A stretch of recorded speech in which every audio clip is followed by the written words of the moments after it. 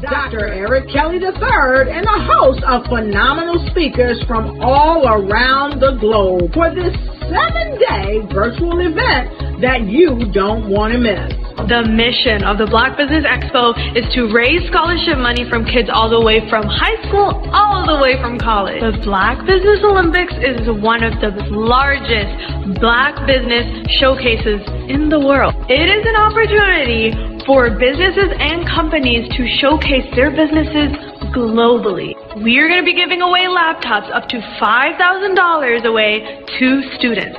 Again, I'm Olivia Appleberry, the founder of 2 Cents Finance and one of the speakers for the expo. I am so excited to see you there. For more info, go to www.blackbusinessexpousa.com or call 919-308-9090 and hope to see you there. I am Black Business. From the moment I wake until the time I sleep.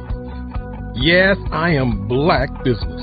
I am Black Business. Tell me, are you Black Business? I am Black Business.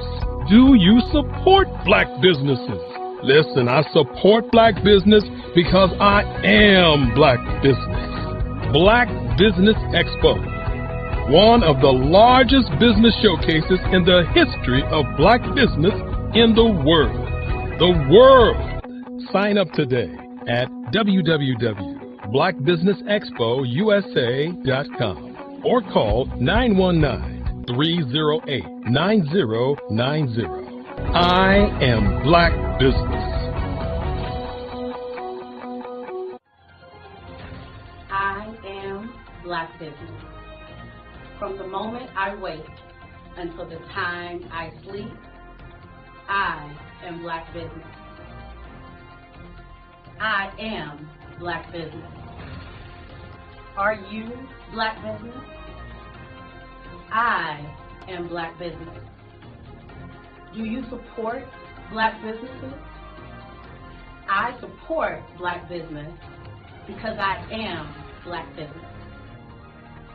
Black Business Expo, one of the largest business showcases in the history of Black America in North Carolina.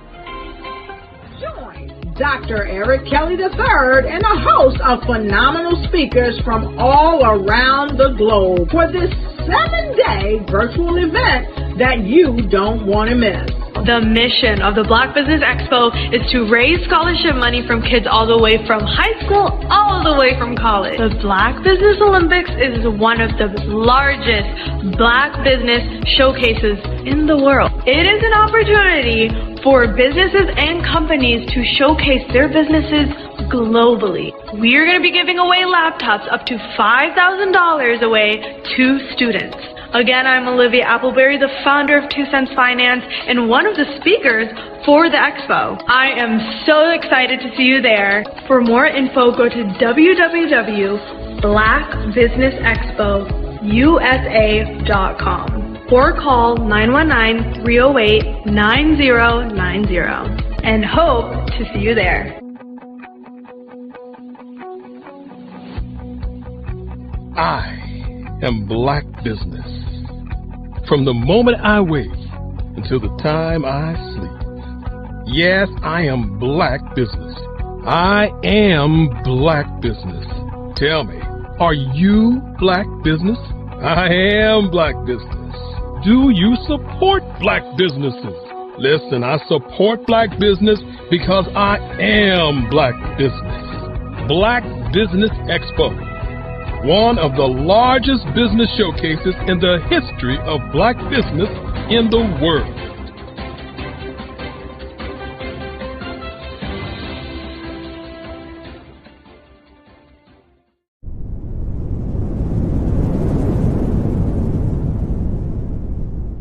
Are you a forward-thinking entrepreneur or business owner? The world is changing faster than ever, and it's time to pivot and adapt to the future. Hello LLC is here to help you do just that. Hello stands for helping enterprises leverage leading-edge optimizations. Our innovative solutions can streamline operations, reduce overhead costs, and give you a competitive edge in a market projected to reach $5 trillion by 2030. By pivoting to the metaverse, businesses can tap into a rapidly growing market that is projected to be a significant part of daily life for 25% of Americans by 2026. As a full digital metaverse agency, the Hello LLC can help you create custom solutions to streamline operations, increase productivity, reduce costs, and drive brand recognition. Why should you pivot to the metaverse with the Hello LLC?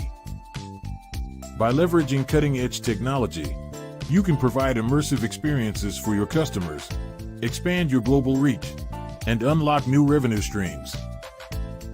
Contact us today to make the pivot.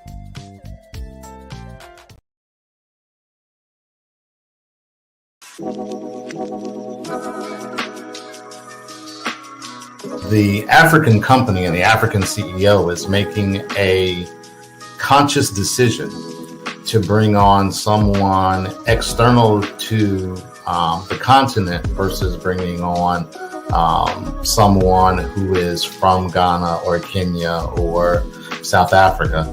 And so the skill sets of the people that we take through our executive leadership training program and ultimately on the placement, obviously have to be extremely high caliber. So what we look for are corporate executives at the vice president to C-suite level, as well as Black entrepreneurs. When we look at the Black corporate executives, we're looking for some very specific skill sets, whether that be around supply chain, sales and marketing, engineering, product development. We want our folks to be able to add immediate value to the corporate board, right? And the other thing is, even if they don't necessarily have specific industry experience, they're bringing a diversity of thought.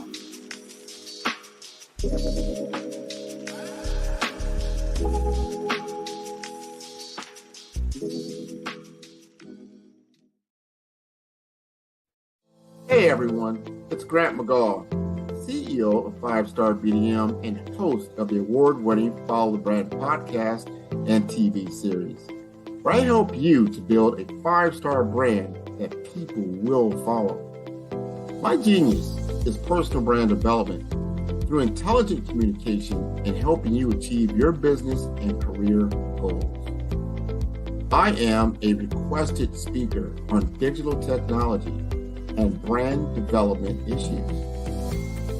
I want to work with you to increase the value of your current opportunities while attracting new ones. Every one of you is unique, and we all share challenges that can be addressed through smart branding. As a super connector, I work with you as an executive coach to guide you along the complicated business and career development road, providing the enhancement tools and information you need to succeed.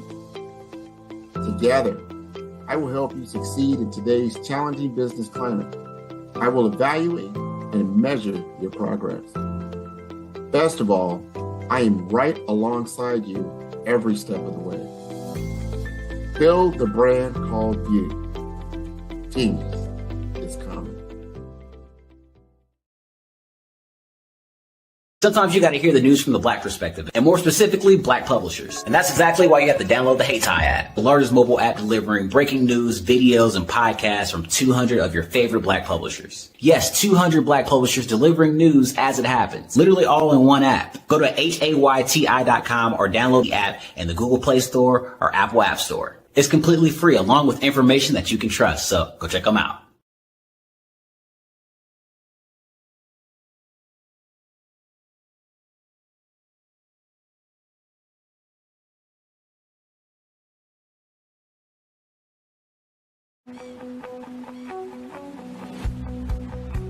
I am Black business.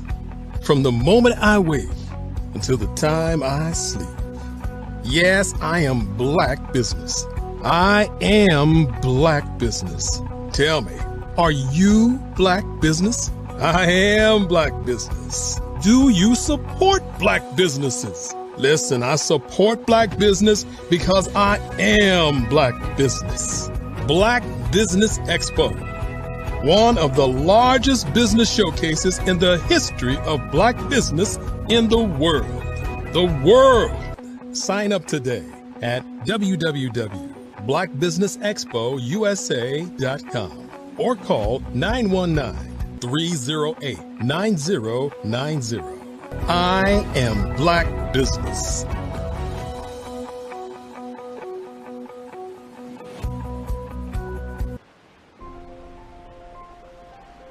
What if you could build your own city? A place where every child can find nurturing people to help them achieve their full potential. A place where every adult can access job training support, where health education is abundant, where social justice ruled the land. A place without limitations. Welcome. You have arrived at STEM City, USA. It is what every city should be. A safe and trusted community where you find people and resources to help you become everything you are and beyond. STEM City is unlike anything you have ever experienced. It is a digital twin of the world around you, only better. STEM City is about energy and soul renewal. It is more than a digital world. You can almost feel the power of live cultural events, music, and theater. STEM City promises a better future for children with caring mentors and hands-on activities with dedicated tutors to support our youth. STEM City is your passport to a healthy lifestyle with weekly events addressing our community's many issues. STEM City is your financial well-being with helpful information on wealth management, career advancement, job training, and so much more. STEM City is the community you deserve. It is the city where your dreams can come true. STEM City USA, a place in the sky that is accessible to all who reach for the stars.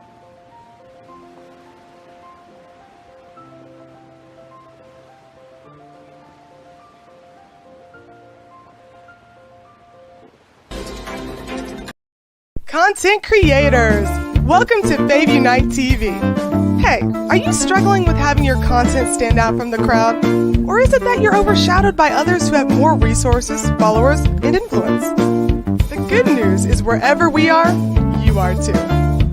We help you grow your online presence and optimize your visibility, which gets you closer to your audience so you can build trust and loyalty. By using the power of our network, we help you build yours. Fave Unite is a powerful tool to connect you with your friends, followers, and fans. And when fans rule, everyone wins. Join us. Fave stands for Fans, Artists, and Venues. Submit your content today.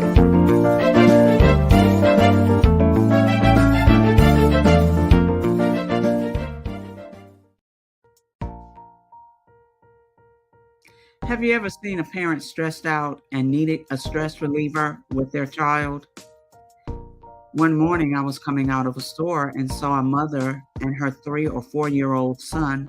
She was highly upset, actually beginning to yell at him. However, the more upset she became, it seemed the calmer the child became. He sat down on the sidewalk, crisscross applesauce, folded his arms, and looked up at her with a smile. You see, the angrier she became, the calmer he became, because he had the control of the situation. Hi, I'm Frizelma Lynn. I am the CEO and founder of Frizelma Teaching Parents, LLC. I'm a retired teacher, school district administrator, an author, speaker, and I am the parenting 911 coach. My mission is to rescue families by equipping parents with proven, effective, and practical strategies to enhance their parenting skills. Many times we as a society expect parents to teach, train, and raise their children without providing the necessary tools they need to accomplish this. However, parenting issues cannot be resolved without intervention. Therefore, Frizoma Teaching Parents has provided coaching programs, digital courses, and live webinar trainings to provide step-by-step research-based parenting strategies, even for parents whose children are disrespectful, defiant, for those who have been diagnosed with ADD and ADHD, and even for parents of adult children. No longer will you have the need to feel like you are a failure as a parent. You'll now have the tools needed for each situation. Trust me on this one. Go to www.parenting911.org. Book a 15-minute strategy session with me or choose one of the coaching programs. Our training helps parents relieve stress.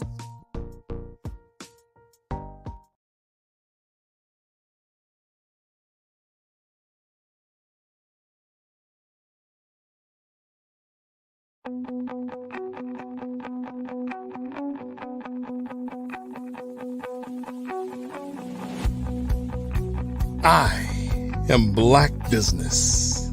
From the moment I wake until the time I sleep. Yes, I am Black business. I am Black business. Tell me, are you Black business? I am Black business. Do you support Black businesses? Listen, I support Black business because I am Black business. Black Business Expo, one of the largest business showcases in the history of Black business in the world. The world! Sign up today at www.blackbusinessexpousa.com or call 919-308-9090. I am Black business.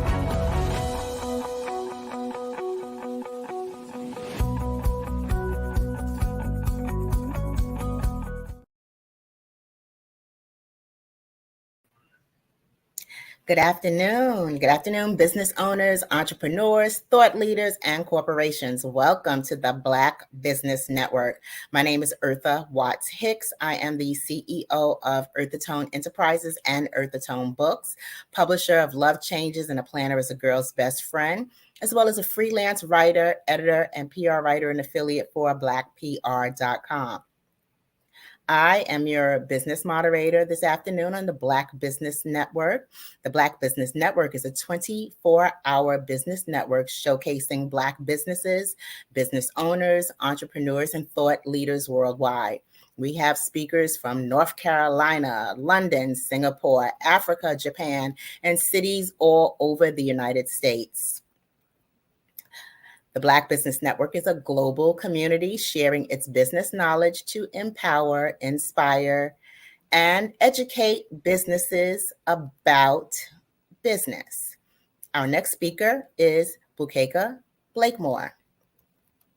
Now, Bukeka Blakemore's passion is to use her voice to promote self-worth and well-being. She has over 30 years of experience in the entertainment industry and has opened for Harry Belafonte, Maya Angelou, Della Reese, and in addition to those icons, she has toured with R&B legend Oleta Adams.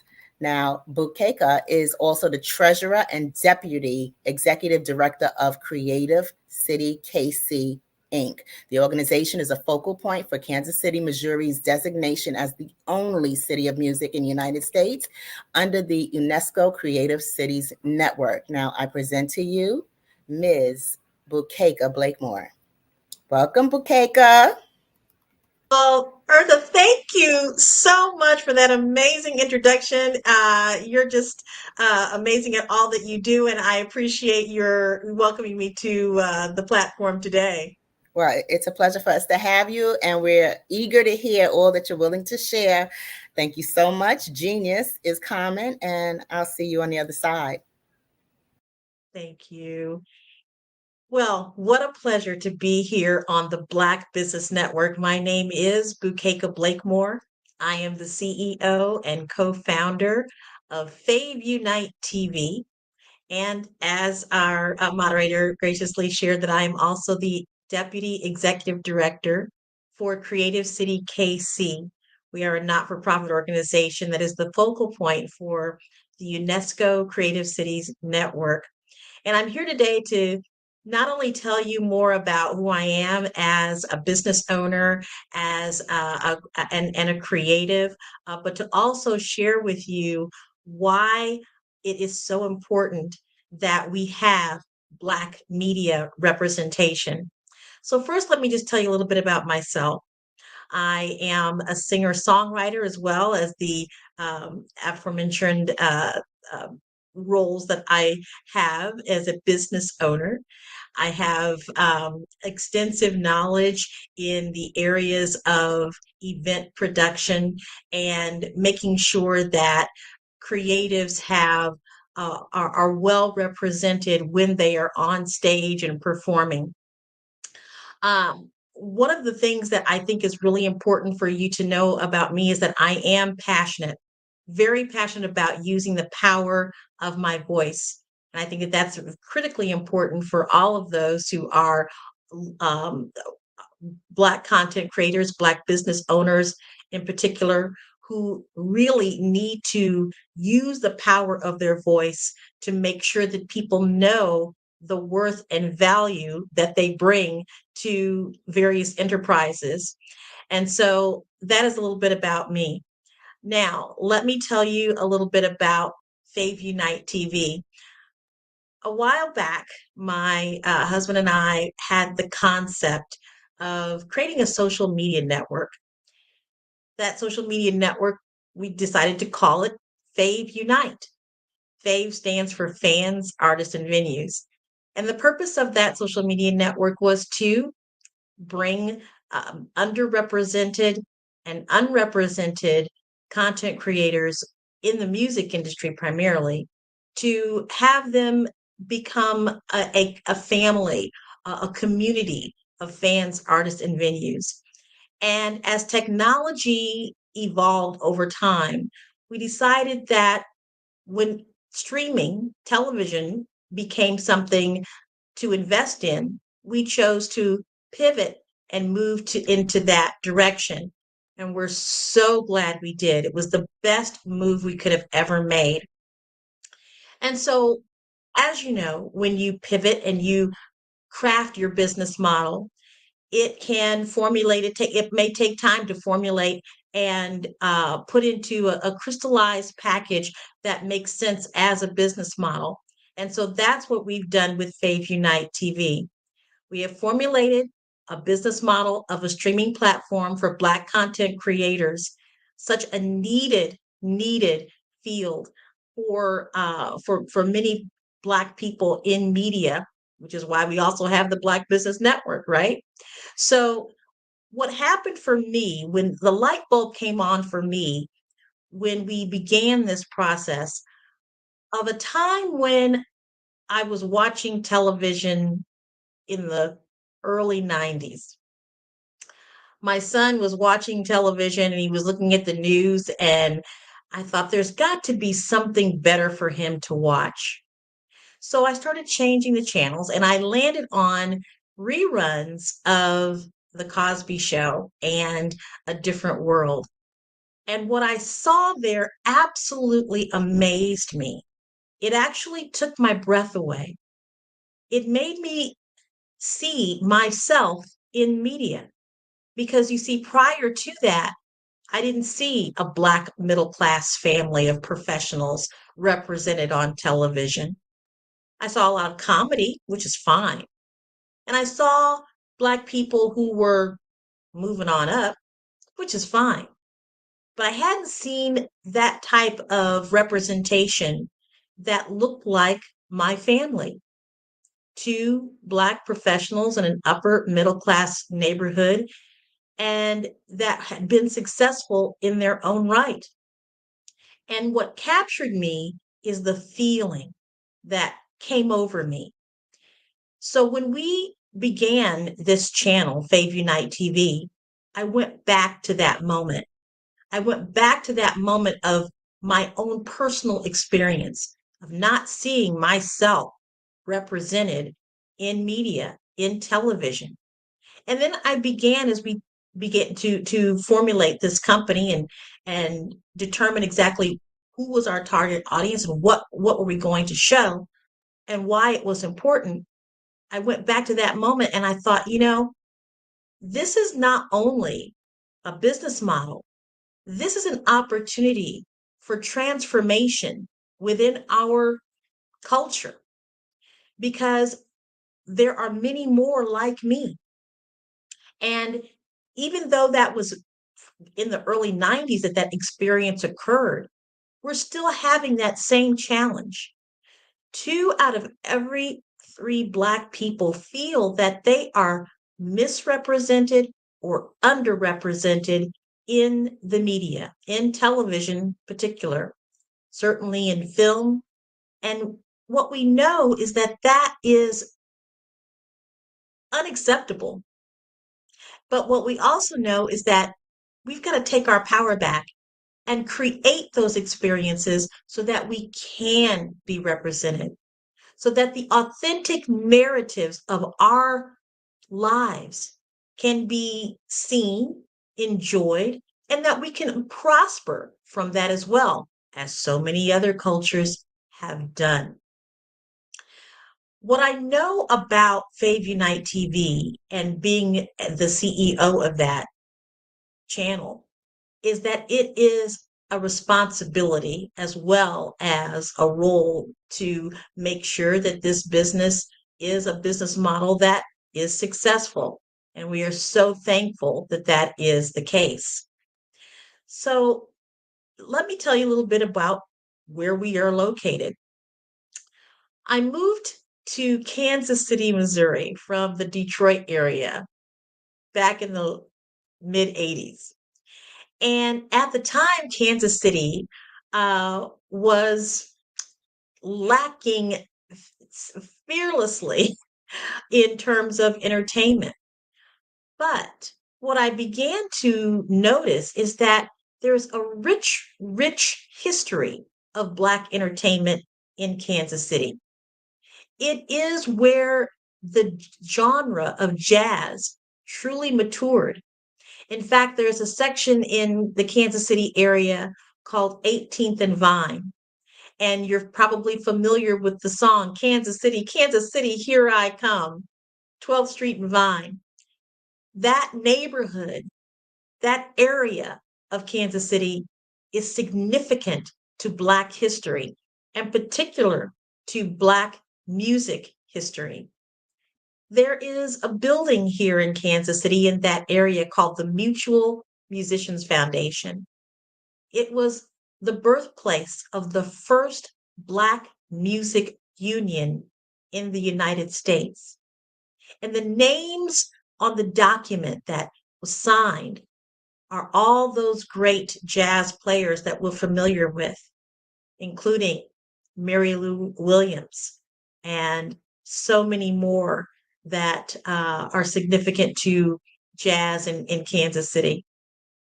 So we have a rich history here that I feel am so fortunate to be a part of its resurgence as we move forward and take this beautiful history into the future. And that's where my role comes in as the Deputy Executive Director for Creative City KC. So our role is to make sure that we preserve this history, that we preserve its authentic narrative. And I'm so glad that I'm able to do that along with Fave Unite TV and working in conjunction with Creative City to make sure that this narrative also has a place in video on demand and streaming.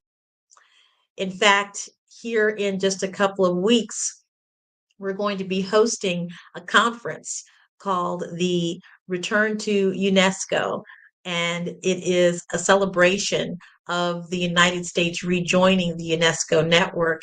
And we are the first city in the United States to acknowledge this rejoining into the UNESCO network.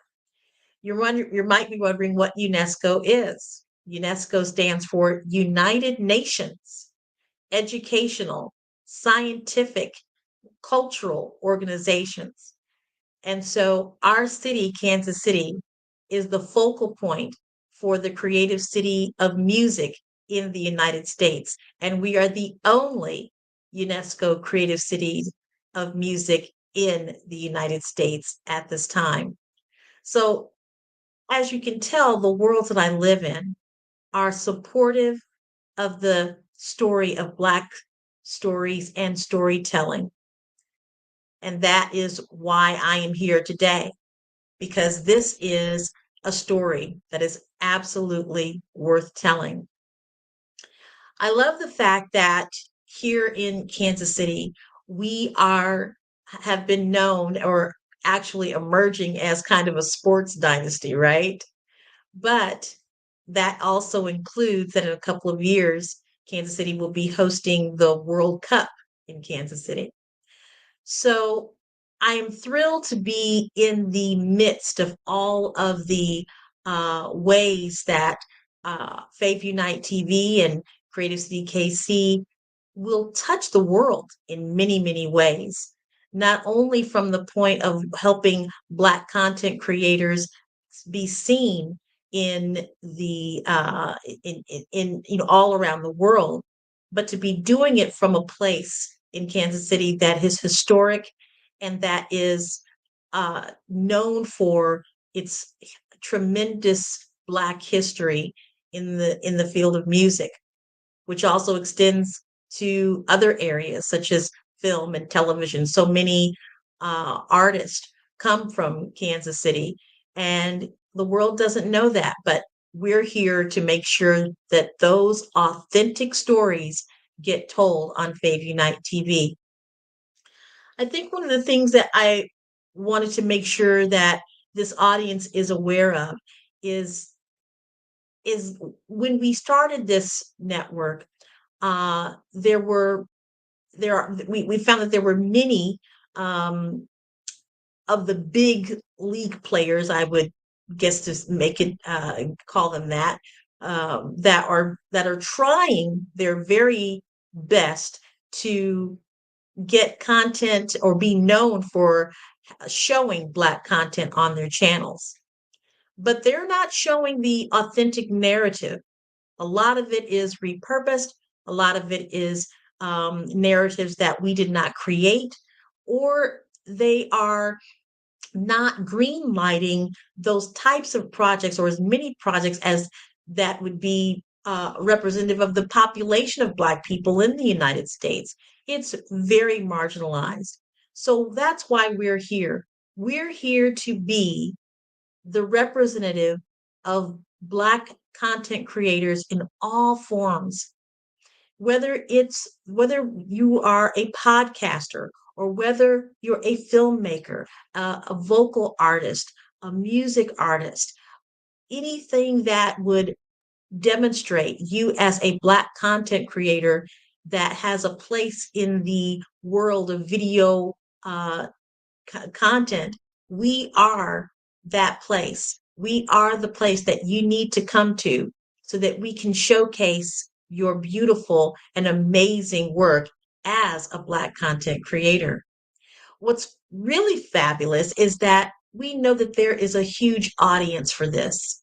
There is an audience that is looking to see themselves in Black media. We have a particular aspects that we are accustomed to seeing. There's a lot of hip hop, which I love hip hop, and there is jazz, and we're starting to make sure that there is more representation of that. But we have lifestyles. Black people, we love to travel. We love to cook. We love to design, and we love to make sure that we are on the leading edge of media, of STEM, of all the things that are supportive of livelihoods in the United States and abroad. So we are the platform for you to see innovation, for you to see transformation within our community on a platform that is streaming. We are also creating innovative ways to make sure that content creators are able to be remunerated and to have the ability to get more than the 0.001 cent that you get from other streaming platforms. You know, our creation, our genius has value and worth.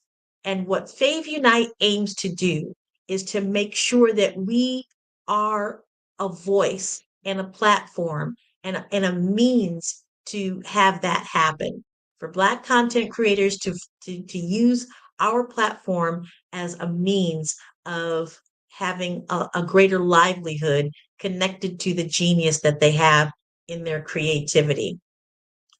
Uh, More important, I think it's very that we have to leave a legacy.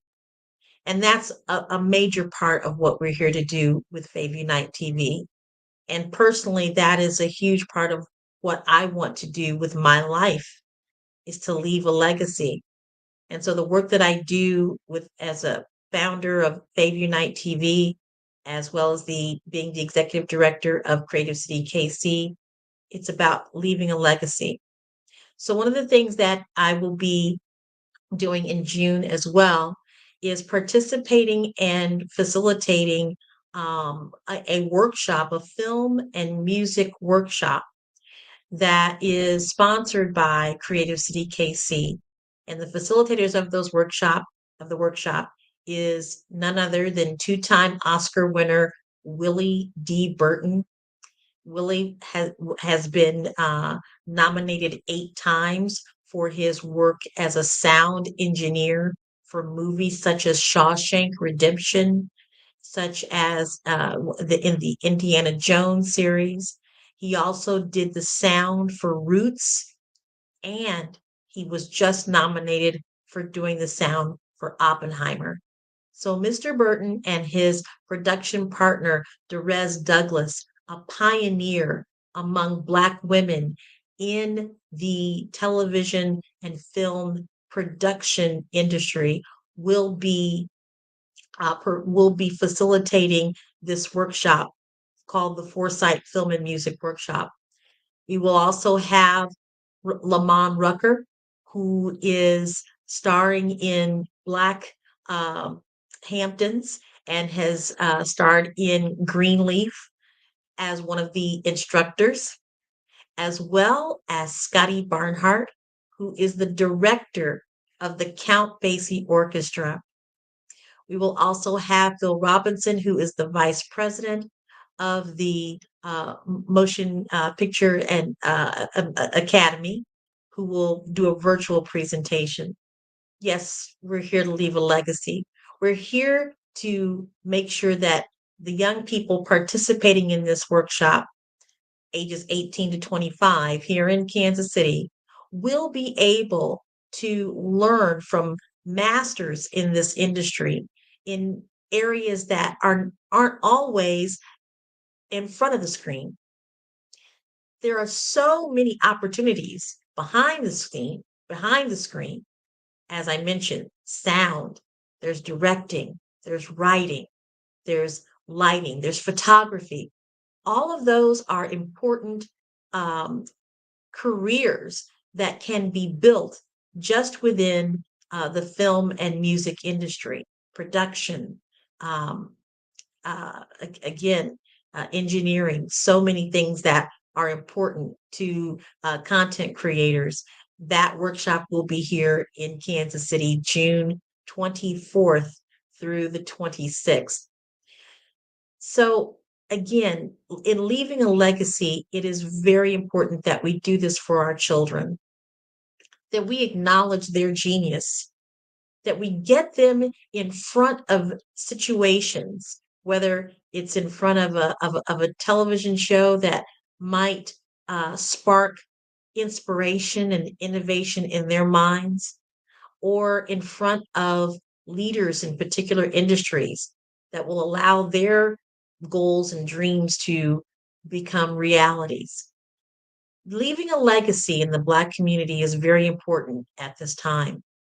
There are so many voices trying to squelch that creativity that are actually attempting to erase the beautiful, rich stories that exist in our community of Black people. But we will not let that happen, because as business innovators, we have the power to make sure that the authentic narrative of Black stories and storytelling can be seen and heard. And Fave Unite TV is one of the most phenomenal ways that I can think of in which to make that happen, as well as being the uh, deputy director for Creative City KC, UNESCO designation as a city of music. We are so excited to be able to partner with each other to make sure that those stories are also heard. So, what I'd love for you to do is to go to favunitetv.com. That's FAVUNITE TV.com, and just take a look, browse, watch, see the type of content that we are developing, from short films to spiritual um, uh, information and inspiration that will educate you in many, many ways as well. We want you to go on to favunitetv.com and see what kinds of the authentic narratives are being expressed. Look at it from being a fan. Look at it from being an artist, a content creator, and feel free to reach out to Fave Unite TV in a couple of ways. You can email us at info@favunitetv.com, or you can give us a call at 816-819-9939. Give us a call and let's have a discussion about what it is that these platforms can do for you and your business and for your legacy. Lastly, I would like to just share with you a little story about back into my history, the things that kind of laid the groundwork for why I believe it is important for us to make sure that our voices are heard and that we are worthy of having those voices heard. My name is Bukeka, but when I was born, my parents named me Gretchen Elizabeth. They were both involved in the civil rights movement back in the 60s, and I was born right in the midst of that intense time in our nation's history. So when our family had meetings and folks would come over to the house to plan marches, they would say, "Where is little Gretchen?" Well, after a while, I got tired of being described as little Gretchen. I decided that I wanted to have an African name. So I chose the name Bukeka after looking through several books of African names and where they came from: North Africa, East and West Africa, South Africa. I chose Bukeka at 6 because, well, in my limited amount of reading at the time, the word that I recognized was the word princess. But years later, after traveling to South Africa, I met with a minister there, and he said, "What your name means is the most beautiful thing you've ever seen." So my name is not just about beauty, it's about knowing yourself. It's about claiming who you are.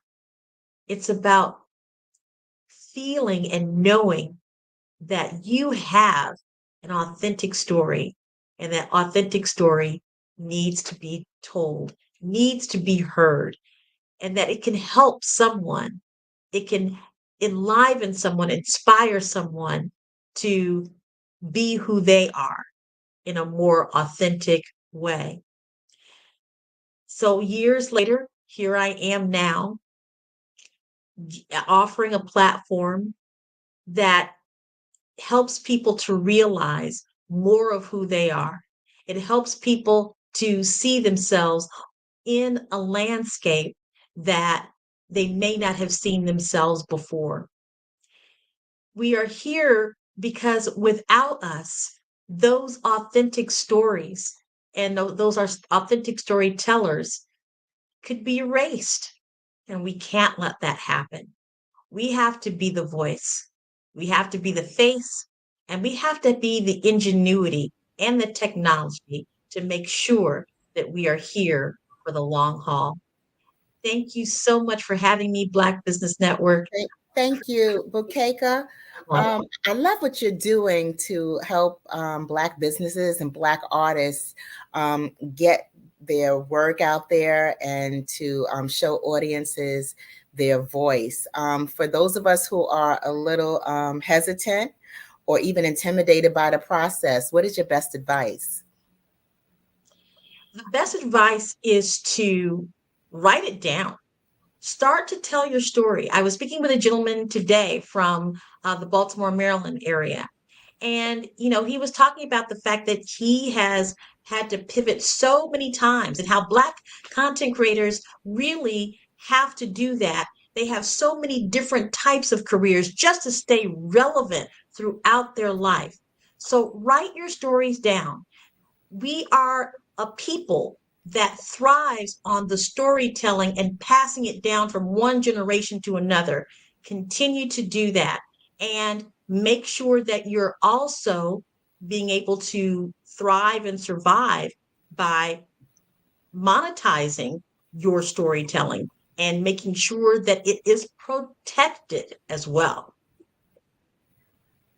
Gotcha. Now, I know you're a vocalist, right? Yes. So, what inspired you to go from being a vocalist to the media and advocacy side of what you do in the arts? Well, it's a combination of inspiration, and a combination of feeling a calling on my heart. For years, I thought, I really want to be able to uh, broadcast and have people who want to have their genius seen in terms of the content creators and aspiring artists. So it was a combination of um, having a calling on my heart to do so, and as well as a necessity, as I was just mentioning, the gentleman that I spoke to earlier. In our situation, we've got to pivot sometimes. We've got to stay on top of things. We've got to be innovators all the time. And so that inspired me as well. And when you first decided to pivot, what social media or technology did you take advantage of in your early steps? Well, the early steps, thinking that it was going to be a social media platform, we stuck with those social media platforms that existed: Facebook, Instagram, Twitter, formerly X, formerly known as Twitter. And so we just began to build a following on the existing social media platforms. And I think the other piece is that we had to be attuned to how technology was changing. And so as we discovered that streaming platforms was becoming more accessible to invest in, that's when we decided to do that. Having a good one thing with content creators or artists is that we've got to make sure that we understand that we're in a business. That we're in a business, and a business is designed for us to have a profit. And so that what I knew from that perspective, I needed to translate that into new technology and innovation. And so that's pretty much how Fave Unite TV was born. And what types of artists do you work more with? Is it more the vocalists, more of the media personalities, more photographers, or visual arts? All of it. I would say that right now, for the most part, we have short film, so filmmakers. We also have podcasters. So that content is what you're going to see most of on Fave Unite TV right now. But we're looking for all different types of content creators. We know that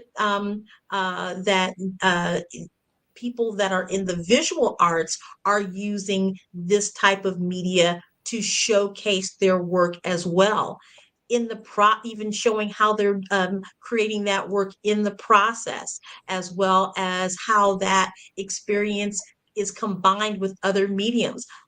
For the visual art combined with music, you'll also see that on Fave Unite TV. Okay, now visual art combined with music. I'm interested in hearing a little bit more about that, because I know, let's say in the 80s, music videos opened up a whole new world for music artists in the 80s. It allowed audiences to visualize along with the artists. Now that we have like these streaming services everywhere, Spotify and CD Baby and all these other streaming services that allow independent artists to get their songs out there to their own audiences, how can they take advantage of the technology now to put that into video and to get some more people through the video option now? Sure. Well, one example, there's an artist that I've worked with in the Kansas City area who is a muralist. And so we did a whole concert based on her mural. We were able to, one of the things that you'll probably see people, you may see people doing this at fundraisers and things of that nature, but those visual artists that are actually painting and inspired by what they are hearing or seeing as their visual art as it's being created. So I encourage artists to be very expansive in their thought as to how they can have their work produced in a video format, even if if there's canvas and paint and a camera, that's content, and it can be seen and appreciated by an audience. Wow. And also too, spoken word artists, would this be an option for spoken word artists as well? And I'm curious, is it limited to the Kansas City area, or is this all across the country and around the world?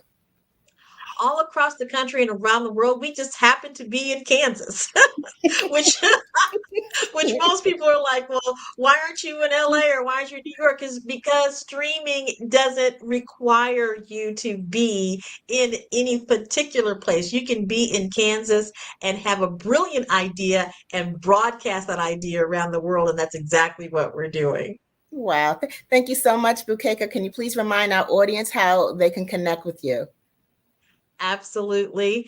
So feel free to go to Fave Unite TV. That's FAVUNITE TV.com, where you're going to see amazing content from amazing content creators. If you want more information, go to email us at info@FaveUniteTV.com, or feel free to call 816-819-9939. Well, thank you so much for sharing your expertise, Bukeka. Genius is coming, and I will see you on the other side. Thank you so much for having me. Wow. Ooh, that was amazing.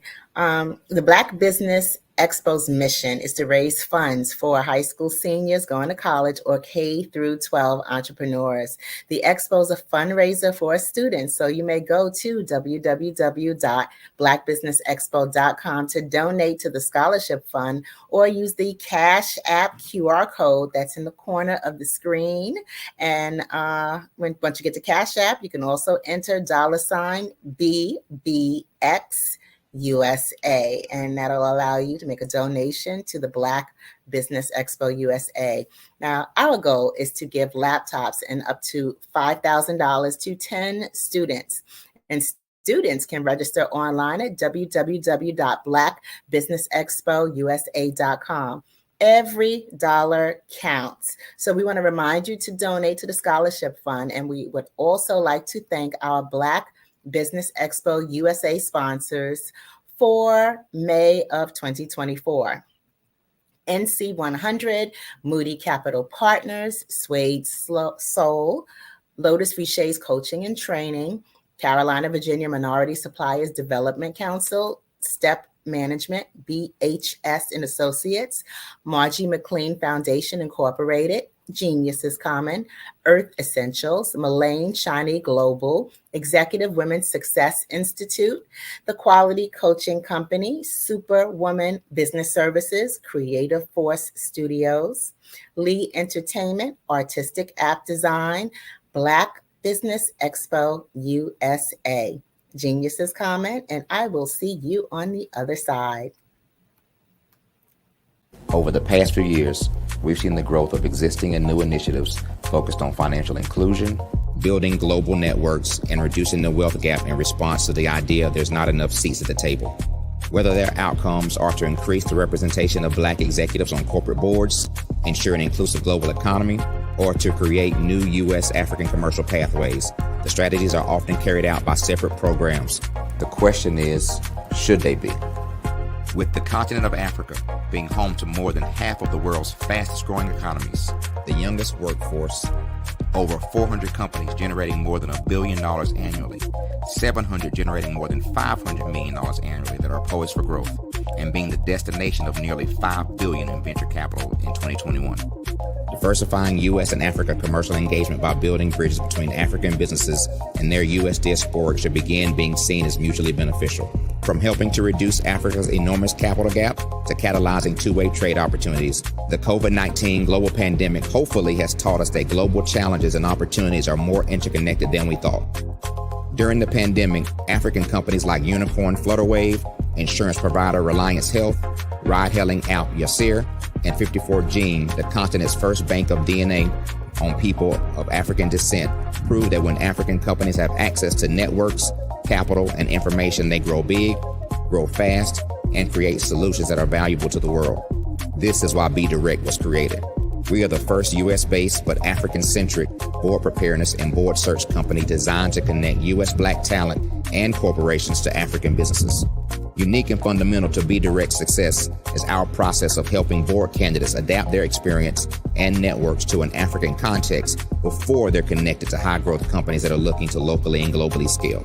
From our focus groups with African business execs and government leaders, we don't ignore the sentiment that business is easy, but people are hard. Having a pool of board candidates with hard-to-access networks and extensive experience across the business life cycle, including successfully raising capital, is table stakes for an initiative like this. So yes, we have that. But corporate or entrepreneurial success in the U.S. does not guarantee success in Africa.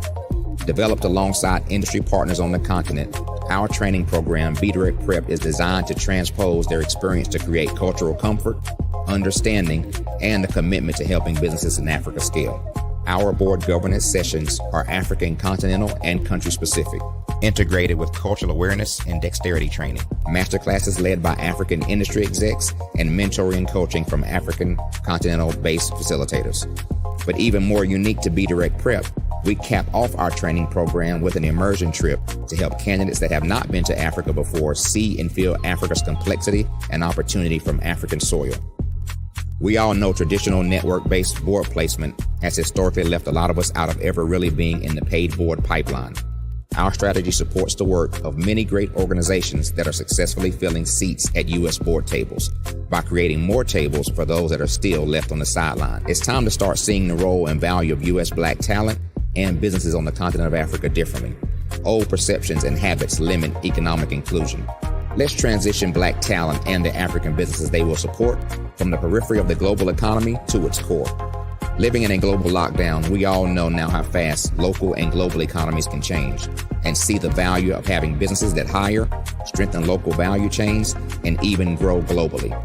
Status quo in any form holds back progress. We must democratize U.S.-Africa commercial engagement by socially and economically connecting cultures that have long been disconnected.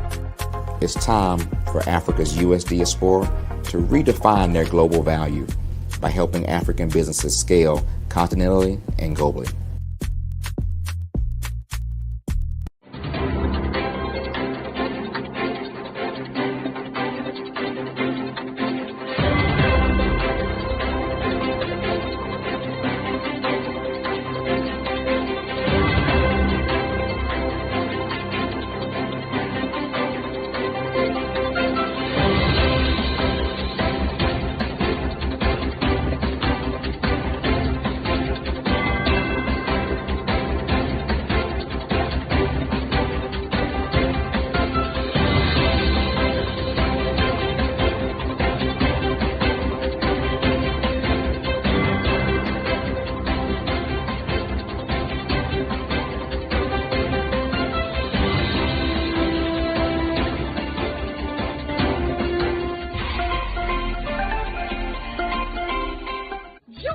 Dr. Eric Kelly III and a host of phenomenal speakers from all around the globe for this 7-day virtual event that you don't want to miss.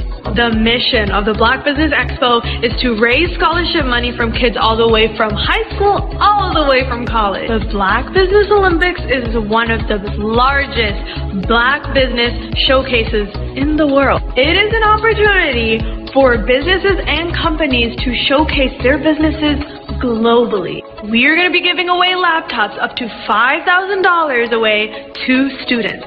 Again, I'm Olivia Appleberry, the founder of 2 Cents Finance and one of the speakers for the expo. I am so excited to see you there. For more info, go to www.blackbusinessexpousa.com or call 919-308-9090 and hope to see you there. I am black business.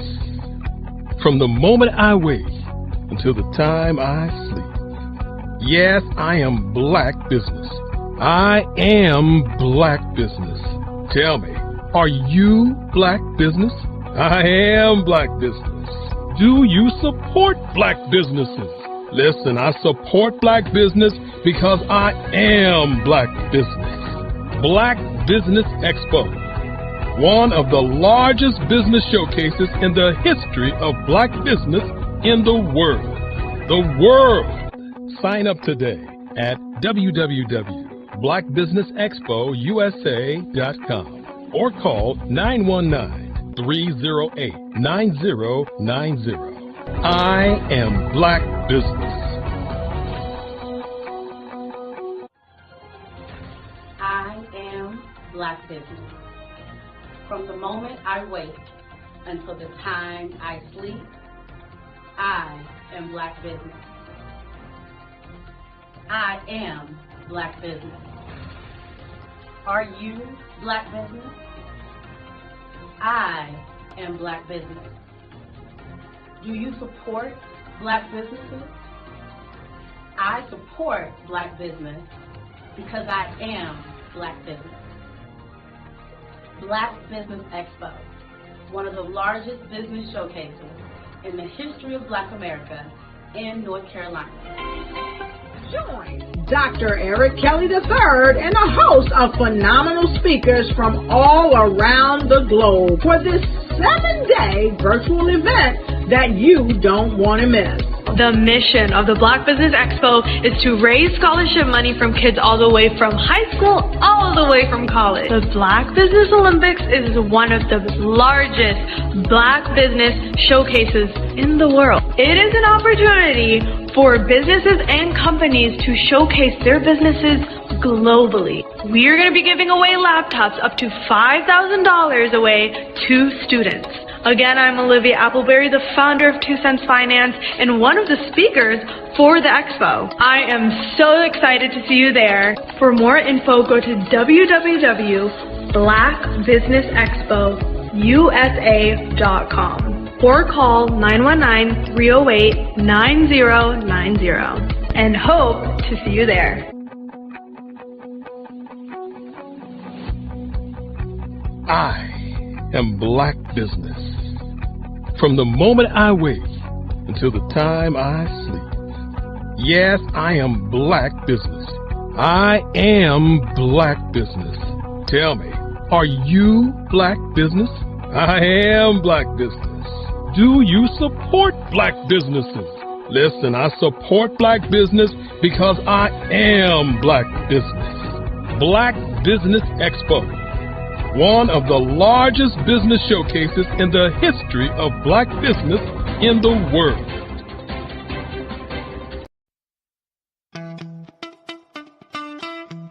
How many times have you been asked to help someone you didn't even know, a student, a business entrepreneur, or did you ever even ask, where did they end up? That business, that friend, that entrepreneur. Well, just maybe they ended up in a gang, bankrupt, homeless, or worse, dead. Maybe they turned to crime, drugs, and alcohol. Did you ever wonder?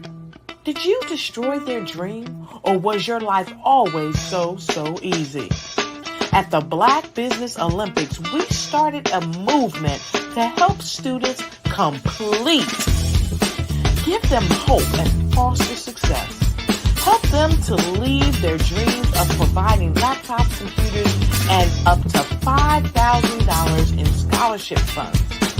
Today, we ask you to help a student, a business owner, or an entrepreneur to realize their dream by sponsoring them, supporting them, and buying from them. Consider this. With $1.6 trillion in our Black community, we only ask for a small donation for our students, our businesses, and our entrepreneurs. And you can change a life today. So I ask you, what are you going to do? Sit on the sideline and watch our students in high school be losers, miss out on their dream from lack of resources? Or are you going to donate to the movement and change their future and yours as well? Give us a call today at 919-308-9090. Change their life by investing with action to the Black Business Olympic Fund.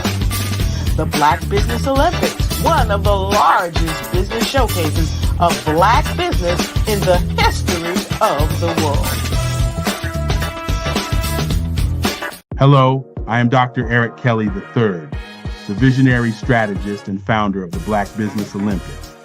I invite you to showcase your Black-owned businesses on the Black Business Network global stage. The Black Business Olympics is a global Black Business Network platform that propels Black-owned businesses into the international spotlight. By showcasing your business on the Black Business Olympics platform, you can reach a worldwide audience of potential customers, partners, and investors. You can also establish yourself as a thought leader, an expert in your field, attract lucrative partnerships, and more speaking engagements. In addition, the Black Business Olympics platform provides a valuable opportunity to connect and collaborate with like-minded entrepreneurs and business professionals from around the world. This can lead to new business opportunities, ideas, and relationships. Finally, by sharing your story and expertise on the Black Business Olympics platform, you can inspire and empower others. This is a powerful way to make a positive impact on the world and leave a lasting legacy. If you are a Black-owned business owner, I encourage you to seize the opportunity to showcase your business on the Black Business Olympics platform. It is a once-in-a-lifetime opportunity to make an indelible mark on the world. Be one of the 1,000 visionary entrepreneurs who are changing students' lives, shaping industries, and leaving an unforgettable legacy for their families. Unleash your voice on our global stage and watch your business thrive. Black Business Olympics is one of the largest Black business showcases in the history of Black business in the world. Yes, the entire world. Just give me a call today at 919-308-9090.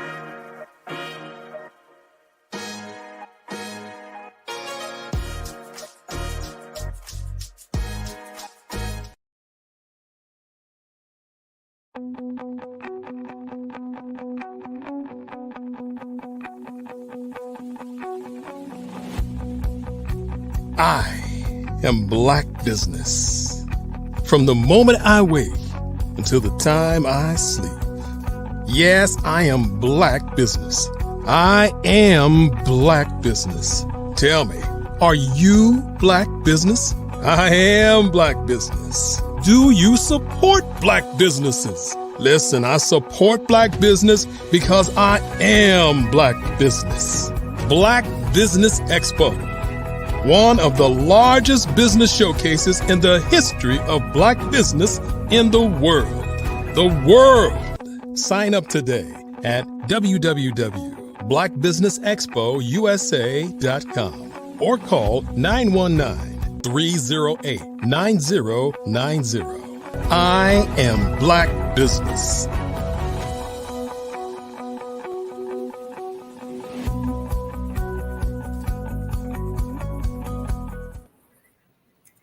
Good afternoon. Good afternoon, business owners, entrepreneurs, thought leaders, and corporations. Welcome to the Black Business Network. My name is Eartha Watts Hicks. I am the CEO of Eartha Tone Books, the publisher of Love Changes and a Planner is a Girl's Best Friend, as well as a freelance writer, editor, and PR writer and affiliate for blackpr.com. I am your business moderator this afternoon on the Black Business Network. The Black Business Network is a 24-hour business network showcasing Black businesses, business owners, entrepreneurs, and thought leaders worldwide. We have speakers from North Carolina, London, Africa, Japan, cities all over the United States. The Black Business Network is a global community sharing its knowledge, its business knowledge to empower, inspire, and educate businesses about business. Our next speaker is Dr. Tabitha Russell. Now, Dr. Tabitha Russell is an international keynote speaker, best-selling author, and financial expert with over 20 years of experience in financial literacy. Dr. Tabitha is the money makeover mogul, a leading authority on financial empowerment, guiding clients from college students to those in the corporate world to embrace financial freedom and manifest six-figure success and beyond. I present to you Dr. Tabitha Russell. Welcome, Dr. Tabitha. Hello. Thank you so much for allowing me to be here on today. Oh, you're very welcome. You're very welcome. And I'm very eager to hear what you have to say, honey. Genius is coming, and I'll see you on the other side. Thank you so much. Hello, everyone. My name is Dr. Tabitha Russell, and I am honored to be here today on the Black Business Network to talk about a subject matter that impacts each and every one of us, and that is financial literacy. Whether you are from a bustling city or a quiet village, financial literacy is a vital skill that empowers us to take control, and I do mean control, of our financial futures and achieve our goals. So the thing comes down to understanding financial literacy and what it is. And financial literacy is basically the ability to understand and use various financial skills effectively. including our personal financial management, budgeting, saving, and let's take it a step further into investing. Now, it's about making informed decisions with your money to ensure financial stability and security. And when I say informed decisions, that means that you are empowering yourself when you're taking on the task of learning financial literacy and what that looks like. You're taking it upon yourself to now learn the tools that's going to make you most effective with managing your money. Now, why is financial literacy important? It is important because it has global economic impacts, meaning that global economic stability is affected by financial literacy, and it contributes to the overall economic health of nations by promoting responsible financial behaviors. And you may have seen here recently where countries have been supporting other countries based upon the challenges that they may have experienced. Now, I will say that that just doesn't happen, right? In order for you to give out of your resources, the money has to come from somewhere. So this is where financial literacy really does play a huge role in that. And when I was saying that financial literacy impacts each and every one of us, it does not matter where we live in the world, that we will be impacted some sort of way by money, meaning that if we are honest, there's not a lot of places that we can go and obtain items for free, right? They charge for water today. They charge for the fact that we need shelter and food and clothing. So with that, money plays a big role. It doesn't matter what language we speak or where we live in the country, we will be impacted. So our personal empowerment, meaning that it has the opportunity, financial literacy does, to empower individuals to make smart financial choices, avoid debt, and build wealth. Now, when we talk about avoiding debt, there's two sides to that because there's good debt and there's bad debt.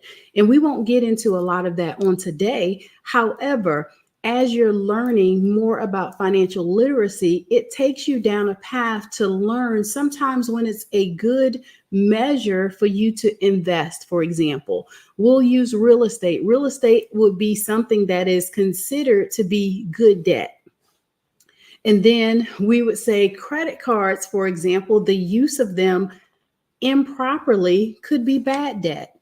And so those are just some of the things that you can learn from financial literacy, as well as generational impacts is also influenced by our ability to learn financial literacy. So educated individuals can pass on their knowledge to the next generation, fostering a culture of financial responsibility. Let me just share with you just a little bit about why I am so passionate about financial literacy.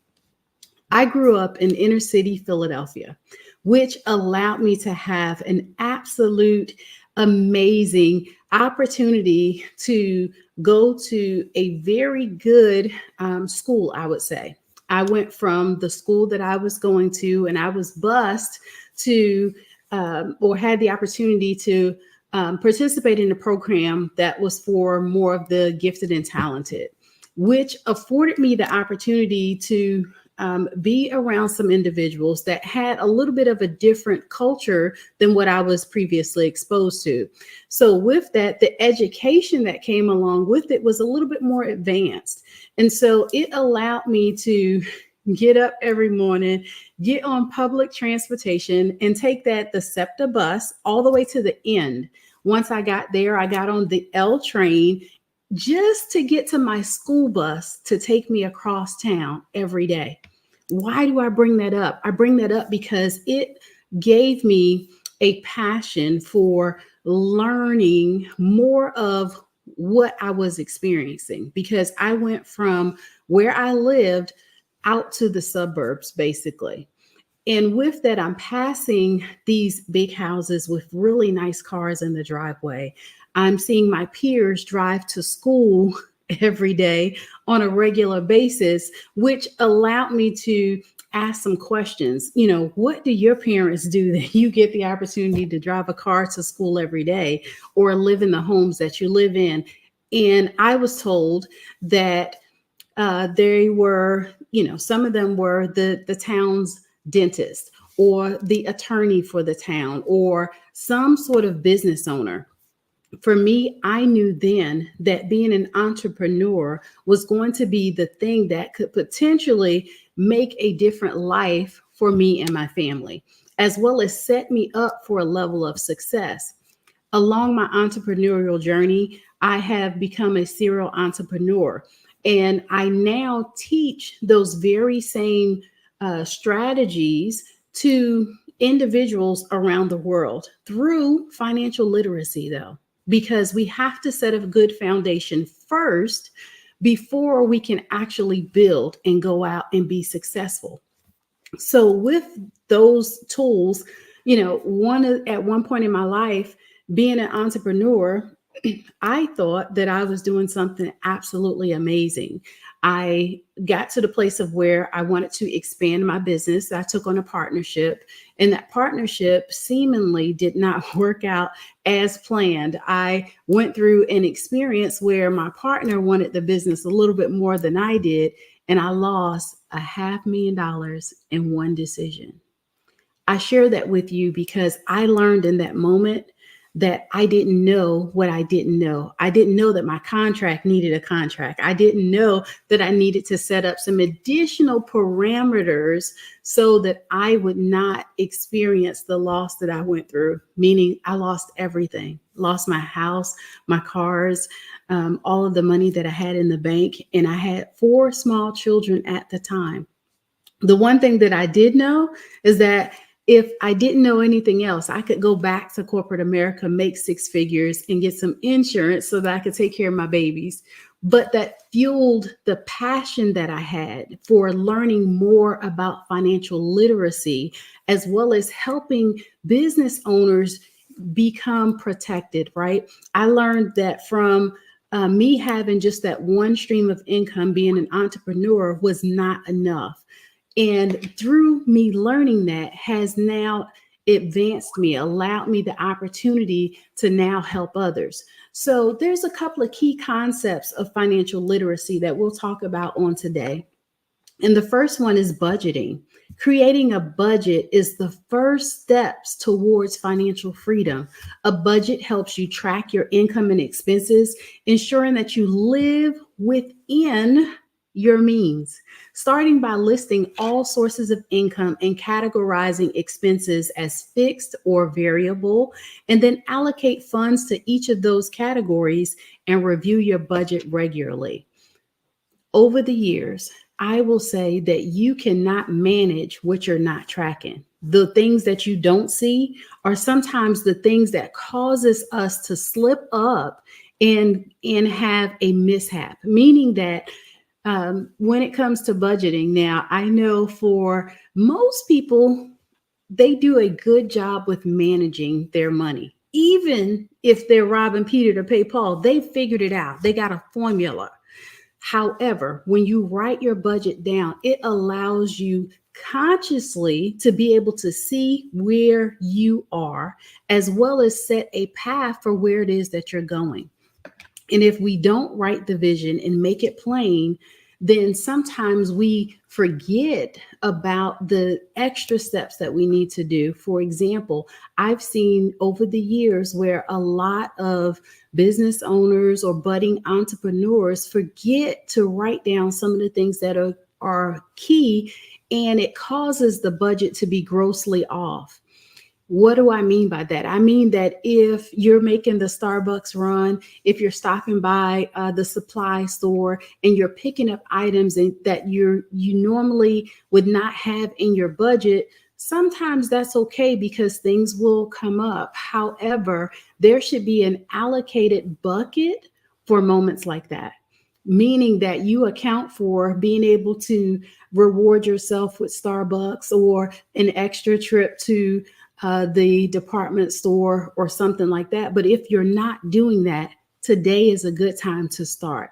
With a budget, some people don't do it because they feel like they don't have enough money to start a budget. However, that's the main time that you want to put a budget in place, because it allows you to be able to see what's important, what's a necessity, as well as what's a lavish expense, right? Sometimes getting our hair done, getting our nails done, doing all of the niceties for ourselves is a great thing to do. And I am a huge proponent for people rewarding themselves. However, let's do so within our means. Now, number 2 is going to be savings. And savings is a crucial component for financial security, meaning that you want to aim to build an emergency fund with 3 to 6 months worth of living expenses. Now, to somebody that might sound a little frivolous, right? 3 to 6 months. I don't need that much. Well, if history has said nothing to us, just a few short years ago, our whole country shut down. Now, I don't know about you. However, for me, you could not have told me in my lifetime that I would have experienced something like that. And so with that, those people that had a surplus, meaning their emergency fund and or savings set aside, were able to recover out of such an event. For those that could have potentially lost their jobs, because a lot of companies did not open back up. And some people had to figure out now what they were going to do for income. So with that, this is where you set yourself up for things like that, because statistics say that there's 60% or more of families that are living paycheck to paycheck, and just one financial emergency of $400 or more could wipe them out. And so with that, having an emergency fund, having a savings plan will help the families to be able to navigate that and really not miss a beat, not cause a hardship or strain to the family. So you can also automate your savings to ensure that you have consistent contributions. And remember, even the small amounts can grow significantly over time with regular contributions. So I encourage people to start where you are comfortable. What can you afford to put aside? And watch it grow, meaning set it and forget it. When you automate it, it becomes like a bill, right? You should honor yourself by paying yourself to be a good steward. Number 3 is investing. Now, this can have a lot of different looks for a lot of people. Investing allows your money to grow over time. And so understanding the basics of stocks, bonds, mutual funds, and real estate even, and diversifying your investments to spread risk and increase potential returns, start investing early to take advantage of compound interest. Compound interest means that your money grows potentially at an exponential rate, depending upon your level of risk when it comes to investments. Now, I am not here to give you advice on investing itself. However, there's a lot of free tools available to you. However, you just have to investigate, right? A lot of times you can start with your financial institution, where you can go in and sit down and talk with someone, and they can tell you where you are and come up or help you to develop a plan of where it is that you want to get to when it comes to retirement, buying a home, potentially investing in a purchase on a car. A lot of those things have the ability to affect your financial risk as well as your financial stability in the marketplace. And then the 4th thing is debt management. So managing your debt effectively is key to financial health. You want to prioritize paying off your high interest debts first. They call it like the snowball effect. However, you can avoid accumulating unnecessary debt by living within your means and using credit responsibly. Create a debt repayment plan and stick to it. That is the thing of the day. If you don't remember anything else, when you create your debt management plan through your budget, you want to stick to it, meaning that be realistic with your plan, whatever it may look like. I know for my family, we have a plan ourselves. And what we do is we visit it regularly. And for some people, that could be monthly. For other people, that could be weekly or bi-weekly. Only you know where you are and where it is that you're trying to get to. And more often that you look at your plan and that you are revisiting the plan that you have in place for where you're trying to go is how often you may need to put some of those things in place. Now, number 5 is your financial planning. Financial planning involves setting short-term, mid-term, and long-term financial goals. So you want to develop a comprehensive plan that includes saving for retirement, major life events, right? I mentioned about real estate and buying a car. Sometimes those are some of the bigger choices and decisions that you're going to make in your lifetime that have big implications when it comes to your finances. Let's face it, cars cost a lot more today than they did 10 years ago. And if history repeats itself, they're only going to increase. Real estate and owning a home or a condo is one of the bigger investments that you're going to make in your lifetime. And so you can make an informed decision by looking at what that's going to look like in comparison to your financial situation long before you make the purchase. And so with being able to do that, you get the opportunity to make a wise decision on should I buy now or should I buy later? Just in 3 short years, when we talk about real estate, we went from a interest rate of 3% 3 years ago to where the market for buying a house today with interest is well over 7%. It's like 7.2 last I looked. And so if nothing else, that could be the difference between an additional $500 plus a month on the same home that you would have bought 3 years ago at a cheaper interest rate. So therefore, you want to make sure that you're taking into consideration what it is that you want to do with your money and any potential unexpected expenses. So as you review and adjust your plan regularly to reflect the changes in your financial situation, it allows you to be more financially stable and more secure. So let's look at the global perspective.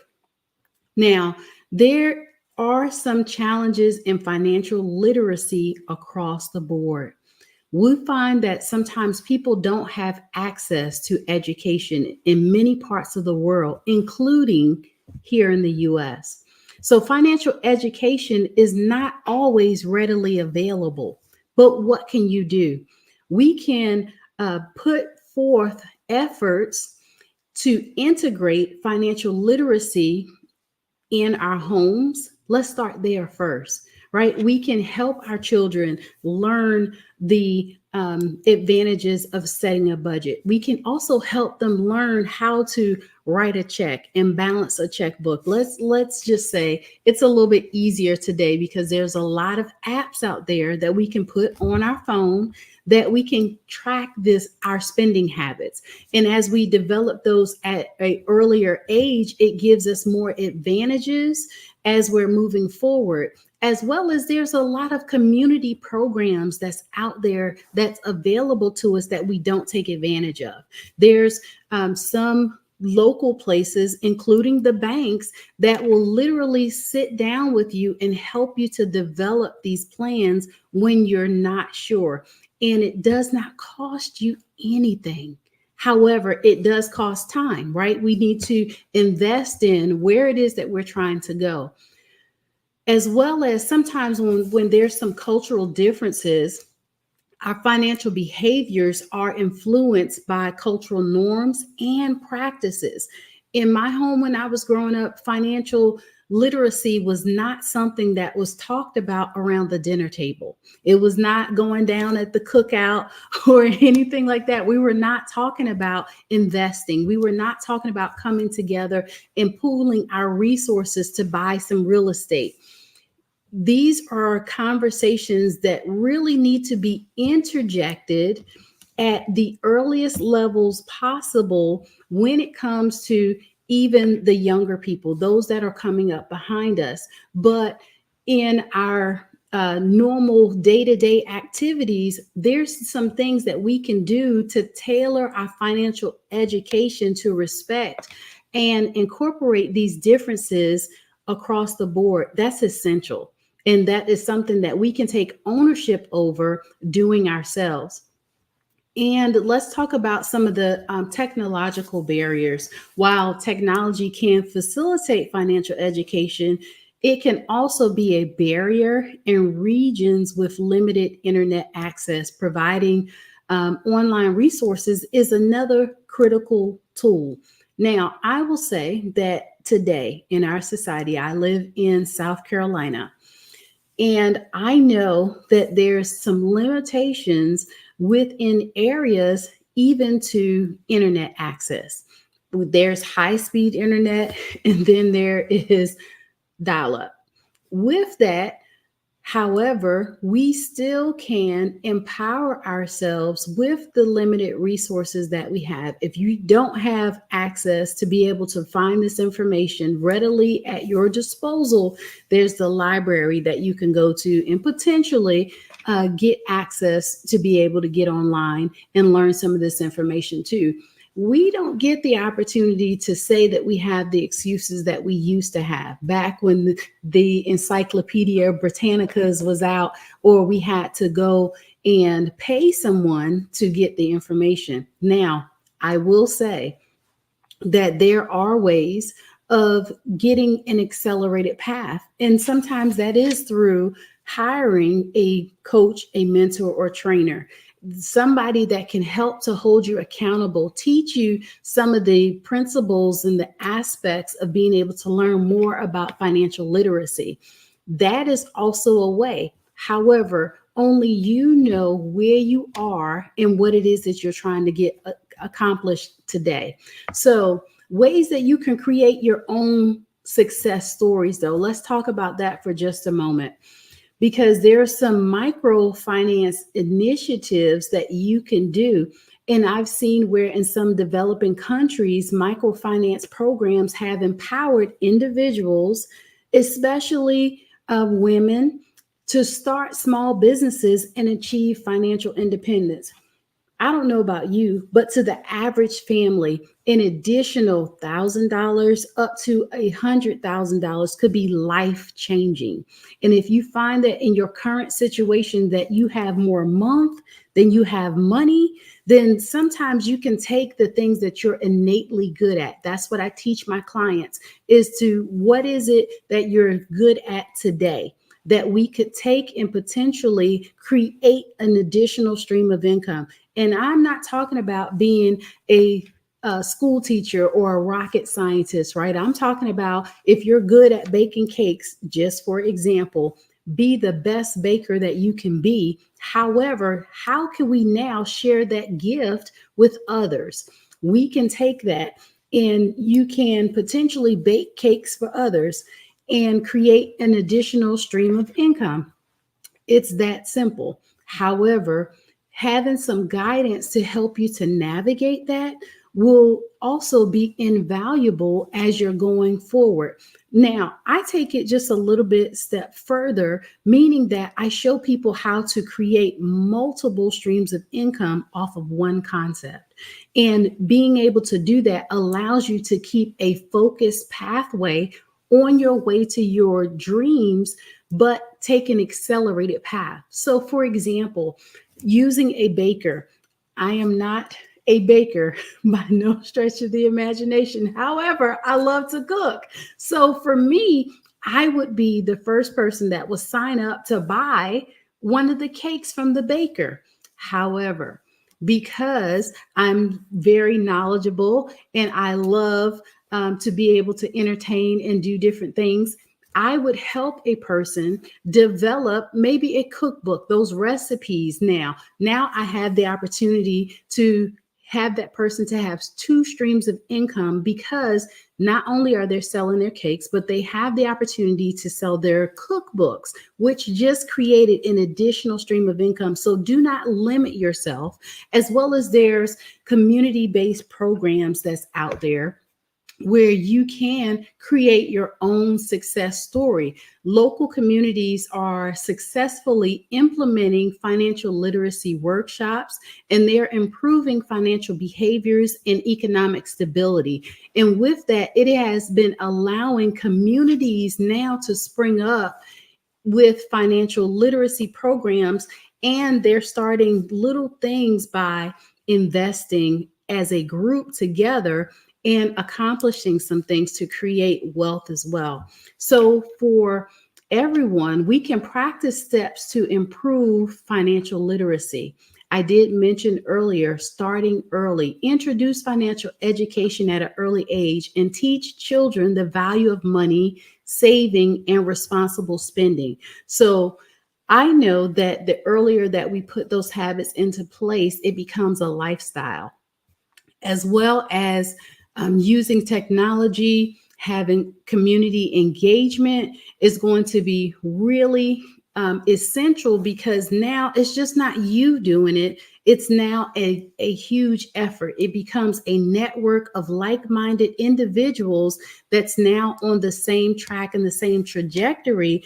And a lot of times you have a support system, a supportive community that's all on this pathway to create financial success. And as you encourage those responsible behaviors, it now is growing because of, let's just say, social media, for example.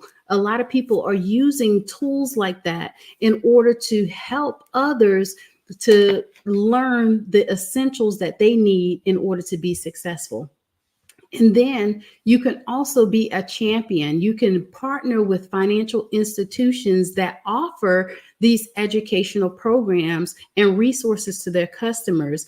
And collaborations between banks and credit unions and community organizations can enhance financial literacy efforts exponentially, right? It can really turn around the face of a community just by us going in and asking questions. And we also should be a continuous learner. The more that we learn, the better positioned we allow ourselves to be in. So financial education, it's a lifelong process. I can only tell you that you cannot know enough information. I tell people, with all the education that I've been able to acquire over the years, I still don't know everything. And because I don't know everything, I am eager to learn something every opportunity that I get. And you want to encourage individuals to stay informed about the financial trends, about products and strategies that's going to help you to become the next millionaire in your family, or the first. I will say that financial literacy provides you opportunities for continuous learning through advanced courses and professional certifications. There's now a lot of colleges that are starting to offer advanced courses that you can take that's freestanding. You don't necessarily have to go and get a degree, but you can go and learn something more about investing. You can go and learn more about real estate that you can take potentially through the local college there. Now, I also want to say that financial literacy is just not about managing money, but it starts with your mindset and how you think about your relationship with money. Sometimes sitting down and asking yourself where you have developed some of the money habits that you have. How did you learn about how to pay your bills and when to pay your bills? How to properly use credit can be life-changing. Sometimes there's some habits and some things that we do that no longer serve us. It no longer works. It used to work and used to be effective before, but now because times are changing, everything is automatic. Most companies have an app today that they want you to use. However, if we're not sometimes taking advantage of those apps, we'll just say we could be missing out on opportunities to save and be able to use that money somewhere else. So the more education, the more touch points that you can have with financial literacy, it helps you to now maximize every single dollar. And you being able to do that could be the difference of whether you make your purchase today or you make it tomorrow. And the differences between the two sometimes can be thousands of dollars of a difference in savings, and or either spending because you will spend more sometimes when we're ill-equipped. And let's just say our credit is not perfect, right? A person between good credit and a person that has potentially fair to low credit could be thousands of dollars in between. So the more that you know and the more that you position yourself to be a financial strategist of your own home, it allows you to be able to use your money in ways that now saves you exponentially, we'll say. So by understanding and applying the principles of budgeting, saving, investing, debt management, and financial planning, you can create a world where everyone has the knowledge and the tools to thrive financially. In my business, it's called Inside Inspired Women. What we help people, we help primarily women to learn the financial aspects of money. The reason why we deal with women primarily is because they're the nucleus of the family. And we as women sometimes have the initial touch points of the home, meaning that we can help the children as well as support our mates as well. And so with that, we can bring everybody together and help them to learn the financial aspects of what it takes to, let's just say, run a home, right? Run a home successfully, as well as be professional business owners. With that being said, the knowledge that we acquire has the ability to affect everything about us, meaning that money is the one thing that we need on a regular basis, the same way we need air and we need water. So I will say that as you are positioning yourself to learn more about financial literacy, think about the things that you need and that you would like to learn a little bit more about, and start there. Start with making sure that you have a great budget in place. If you don't know about budgeting, learn some more about budgeting. If you are inquisitive and you want to know more about investing, find out more about investing. It does not have to be a huge plan that you put together, but whatever it is that you can come up with that you know that you need as far as your finances are concerned, start there and commit to improving your financial literacy as well as helping others do the same. The more knowledge that we acquire, the better position we are to pass that information off to someone else and allow them to be successful as well. So position yourself to share your knowledge and support financial education initiatives. It affects everything about us. And whether we are successful at being homemakers or whether we are successful at running major companies, money still affects us. And the more that we position ourselves to know about that, the more that we can make financial strides as we continue to build rich legacies as we're moving forward, as well as strive to make informed financial decisions every single day. And sometimes for some people, when you're setting up your budget, it's okay to make comparisons from one grocery store to the other, or sometimes pull up different gas apps like Gas Buddy to find out where they could be offering cheaper gas or cheaper opportunities for you to save as you're on your journey, because you can take the money that you're saving and invest it or put it somewhere where it's going to grow and accumulate to where you can, take a nice vacation, or you can make your purchase on your home or buy an investment property or potentially get that new car that you want, right? However, whatever decisions that you make, when you make those decisions, having knowledge helps you to be able to be confident in the decisions that you're making.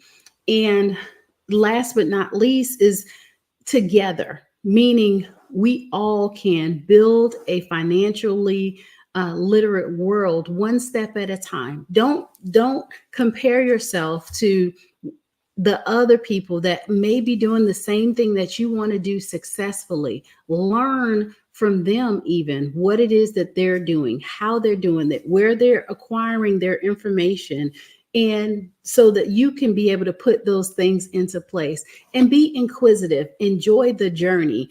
If nothing else, know that where you are today does not have to be where you'll be tomorrow or the next year. Just know that hard work pays off, and you having a mindset that you are going to change your situation one decision at a time, as well as taking one step at a time in your financial literacy journey, is going to be the thing that's going to help you to be the most successful.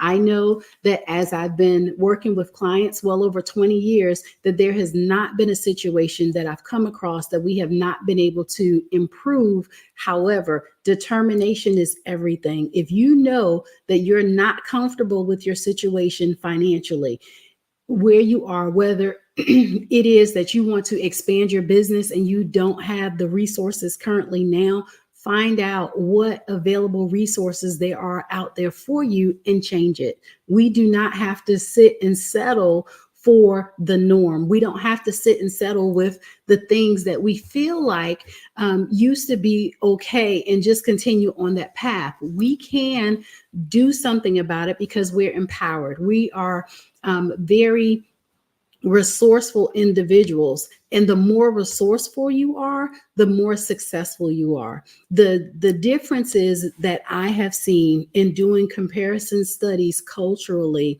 is that sometimes when we are looking at our financial situations and wanting to make decisions on whether or not we should expand now or if we should expand later, is the resourcefulness that comes behind that, right? Knowing who to ask for what and how to get the help that you need can also be an empowering tool. Let's just face it, I did admit that I didn't know everything. And so I have been on a quest to learn the things necessary in order for me to become successful. And I will say that you can do the same thing too. And if we all take it our own responsibility and ownership of being able to help others go to that next level, we can change the trajectory and have a global impact like never before. However, it starts with us, right? It starts just with me making a decision that I'm going to take on financial literacy and I'm going to help somebody else. And that person in turn helps someone else. And all of a sudden we have financially conscious individuals that's making wise choices, and they're using their monies to create generational wealth. Can you imagine you being the one that set up a plan that's going to help your family's trajectory as long as you can think of, right? Generational wealth is not just one generation. And when we talk about putting a lifestyle together, it takes 1 to 2 generations a lot of times to change a habit. And sometimes the generation is a 10 to 20 year gap. Meaning that if we train up our children in a certain lifestyle and habit, and they now take that on and they teach it to their children, that's where the 10 to 20 year gap comes in at. And I don't know about you, we've been behind long enough with financial literacy that we can now take ownership and do something different because we have tools at our disposal. We have people in communities that have been set up with the knowledge and the experience. All we have to do is tap into that. With you taking the ownership to tap into that, though, it allows you to become empowered and built up in your financial knowledge. And with that, you can take those and make the decisions necessary in order for you to be able to change. I will say that if you continually have had a challenge and you are now finding yourself that challenge is coming up more regularly, that's the time when you feel like, or you know that you need to get some help, right? Don't sit there and suffer in silence, knowing that you need to do something about your financial situation and don't do anything. Bills are not going away. We still have to eat. We still need resources, right? Utilities and different things like that. So now is a good time for you to be able to do that.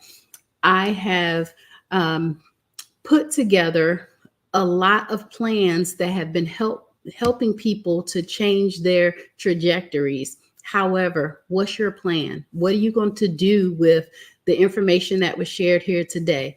There were some key concepts, just to recap, about your budget and your savings plan, making sure that you have that emergency plan, making sure that you are learning how to now invest your money, understanding the basics of stocks and bonds, mutual funds, and real estate, as well as if you are currently working for an employer, are you taking advantage of the 401k plans? And are you maxing that out at 100%? Are you looking at how most corporations today will match your money that you are putting away in your 401k plan? Are you doing these things?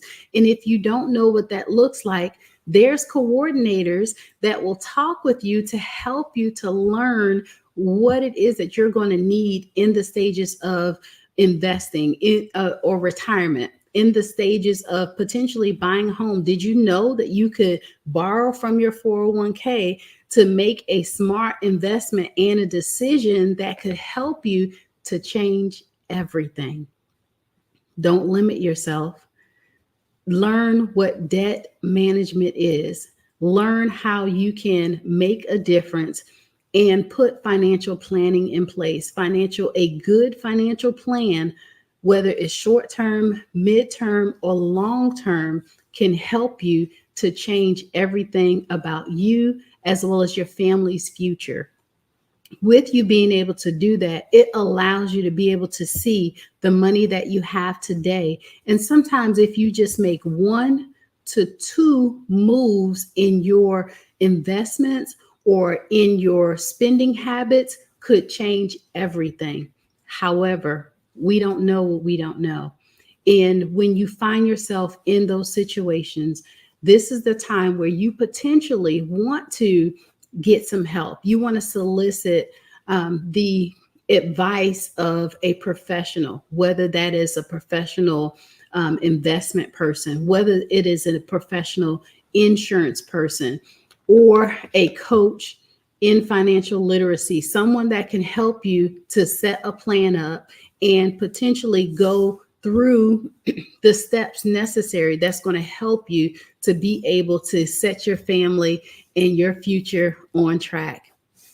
I will say that today is an excellent day for you to get started, for you to review your plans that you already have in place and take it a step further and now take action. That is the thing that I find that a lot of people don't do enough, that causes their plans sometimes to fail. So with that being said, thank you so much for allowing me this opportunity to share with you financial literacy on today. Dr. Tabitha, you are absolutely amazing. Amazing.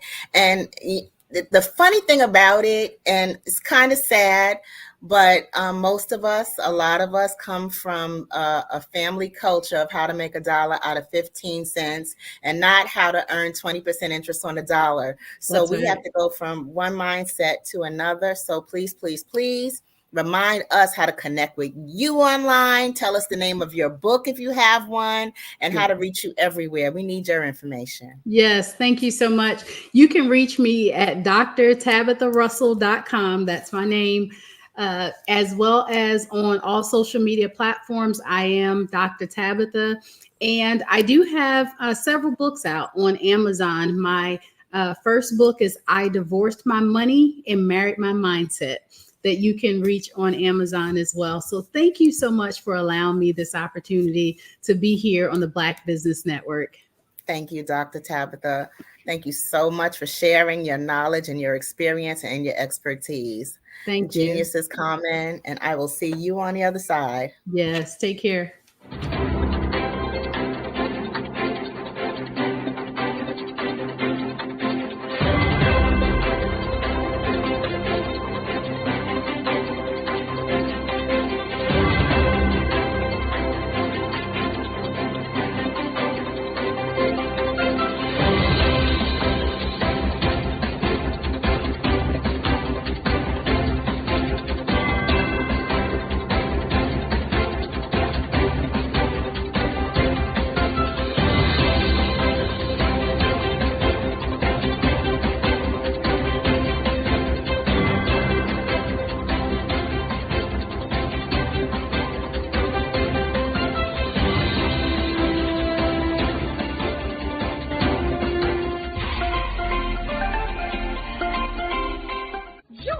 Dr. Eric Kelly III and a host of phenomenal speakers from all around the globe for this 7-day virtual event that you don't want to miss.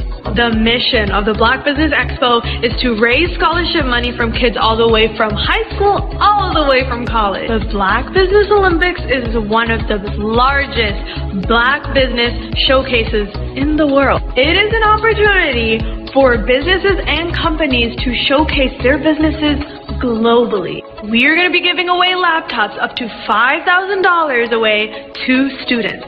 Again, I'm Olivia Appleberry, the founder of 2 Cents Finance and one of the speakers for the expo. I am so excited to see you there. For more info, go to www.blackbusinessexpousa.com or call 919-308-9090 and hope to see you there. I am Black business. From the moment I wake until the time I sleep. Yes, I am Black business. I am Black business. Tell me, are you Black business? I am Black business. Do you support Black businesses? Listen, I support Black business because I am Black business.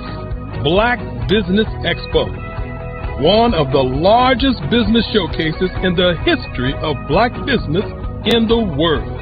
The world! Sign up today at www.blackbusinessexpousa.com or call 919-308-9090. I am Black business. I am Black business. From the moment I wake until the time I sleep, I am Black business. I am Black business. Are you Black business? I am Black business. Do you support Black businesses? I support Black business because I am Black business. Black Business Expo, one of the largest business showcases in the history of Black America in North Carolina. Join Dr. Eric Kelly III and a host of phenomenal speakers from all around the globe for this 7-day virtual event that you don't want to miss. The mission of the Black Business Expo is to raise scholarship money from kids all the way from high school, all the way from college. The Black Business Olympics is one of the largest Black business showcases in the world. It is an opportunity for businesses and companies to showcase their businesses globally. We are going to be giving away laptops up to $5,000 away to students. Again, I'm Olivia Appleberry, the founder of 2 Cents Finance and one of the speakers for the expo. I am so excited to see you there. For more info, go to www.blackbusinessexpousa.com or call 919-308-9090 and hope to see you there. I am Black business. From the moment I wake until the time I sleep. Yes, I am Black business. I am Black business. Tell me, are you Black business? I am Black business. Do you support Black businesses? Listen, I support Black business because I am Black business. Black Business Expo, one of the largest business showcases in the history of Black business in the world.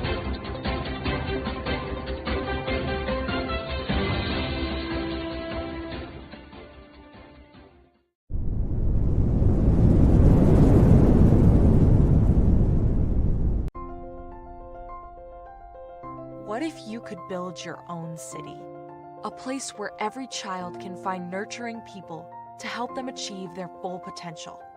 A place where every adult can access job training support, where health education is abundant, where social justice ruled the land. A place without limitations. Welcome. You have arrived at STEM City, USA. It is what every city should be. A safe and trusted community where you find people and resources to help you become everything you are and beyond. STEM City is unlike anything you have ever experienced. It is a digital twin of the world around you, only better. STEM City is about energy and soul renewal. It is more than a digital world. You can almost feel the power of live cultural events, music, and theater. STEM City promises a better future for children with caring mentors and hands-on activities with dedicated tutors to support our youth.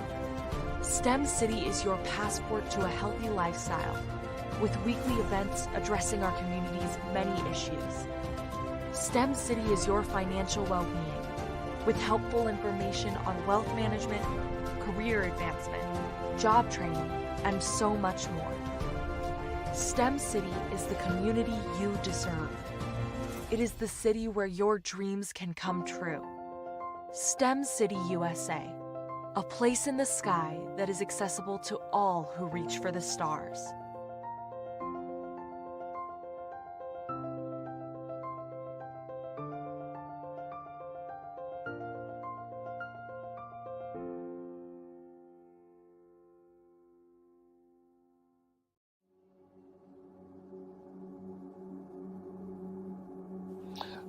I was born and raised in southeastern West Virginia, the coal fields. My father was an AME minister.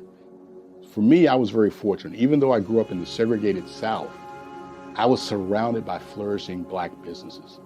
Doctors, lawyers, bankers, dentists. They were all there and they were all successful. And I guess that's part of my dream, is to see that success come back. My name is Joseph Simmons, and I am the founder of the Center for Micro-Entrepreneurial Training. We have this moment in time where we can change the trajectory of people. And our focus is on women, Black and brown entrepreneurs, and their access to capital, their ability to build thriving businesses, the ability to employ people. There's a study that showed that in those three communities, especially Black and brown communities, $1 stays in those communities for 30 minutes. In white community, $1 stays in their communities for 8 hours. So think about it. For you in a Black or brown community to get gas, to get food, to go to a restaurant, You've got to leave your community, take those dollars out of that community and take it to another community that's already being well served. So if we can reverse that, if we can go from 30 minutes to an hour to 2 hours, that's progress. That's what we need to do. I was with SCORE. And then in May of 2020, of course, the events happened in regards to the murder of George Floyd. The other thing that I was experiencing was the denials of federal funds for small businesses. And it revolved around one thing. These businesses were not being prepared for grants and for government programs. And I came up with the idea for the Center for Micro-Entrepreneurial based off those two things. Morgan Stanley had a report out in 2020, first quarter, and they talked about there were 3 groups that were massively devastated by COVID-19 on their business. That was 1, women, number 2, Black, and number 3, brown entrepreneurs. The research showed that they had less cash on hand, they had less opportunity to go into a bank and get money, and they were very dependent on family and friends to keep their business up and running. If we can focus on those 3 groups, then we can have a dramatic impact on our communities. Really, the focus is on 3 areas. And those 3 areas are 1, the people, number 2, the courses, and number 3, a support network. Here at CMAT, we will provide you with the fundamentals for generational success. And you will be creating a vibrant community by attending our 5-day immersive training course.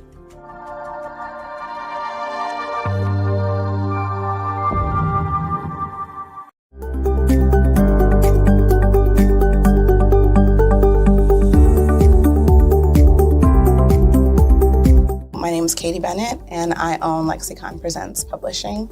We are a publishing and media company that helps you take your story and share it with the world.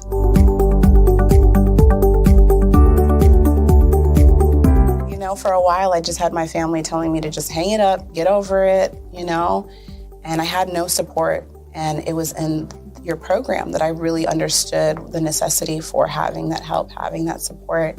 And so now I actually feel like a CEO as we scale, as our clientele changes, as my company is opening doors for other people to, you know, take care of their families.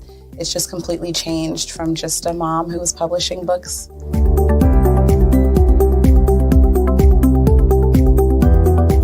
I was at a point where my job, although it was paying really well, wasn't enough. And my business was always in the red, and I was tired of it. And so I came in just hoping to get some sort of help to just not end up in the red every month.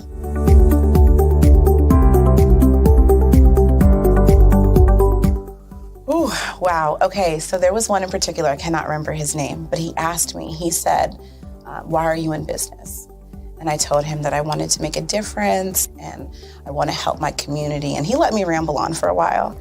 And then when I was done, he was like, okay, all of those things are great. They make you a humanitarian, not a business owner. And he was the one who told me, he's like, you know, you have this great service and you're offering it at like a great value price. So to someone like myself, we don't know that we're going to get the value of what you're actually bringing.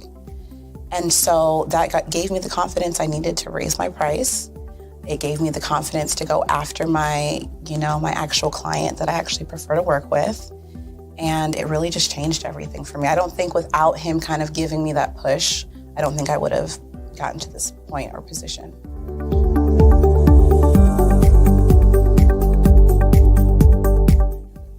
Wow, the benefits is just having a coach that holds you accountable. They set goals with you. That's been my favorite part. She has amazing experience, you know, and so she brings her strategies and her ideas, and she helped me narrow down, what services I actually wanted to offer, how I could actually continue to offer it, how many clients at one time could I have. All of the information that she's given has just really transformed my entire company. And so I know I would have never gotten to where I am today and having some of these partnerships that I'm, having now without her help.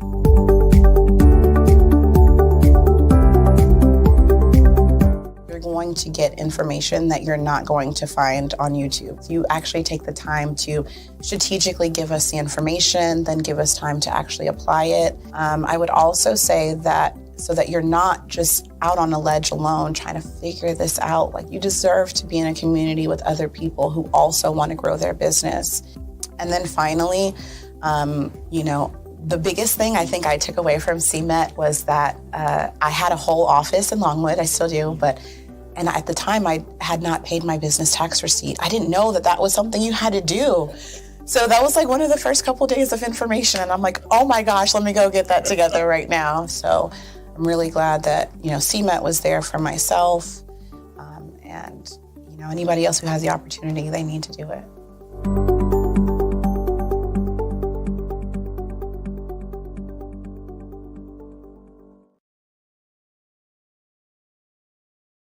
Absolutely.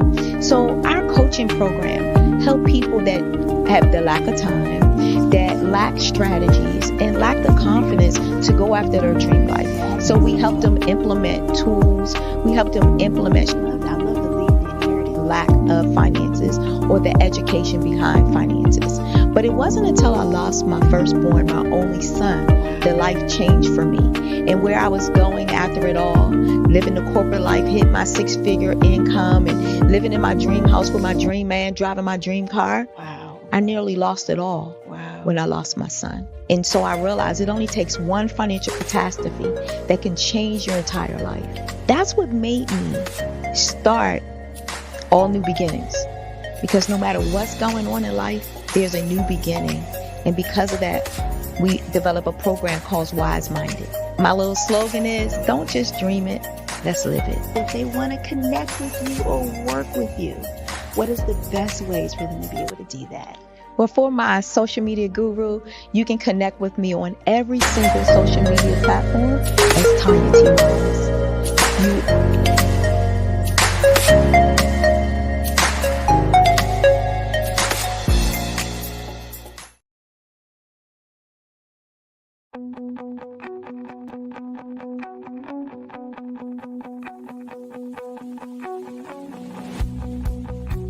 I am Black business.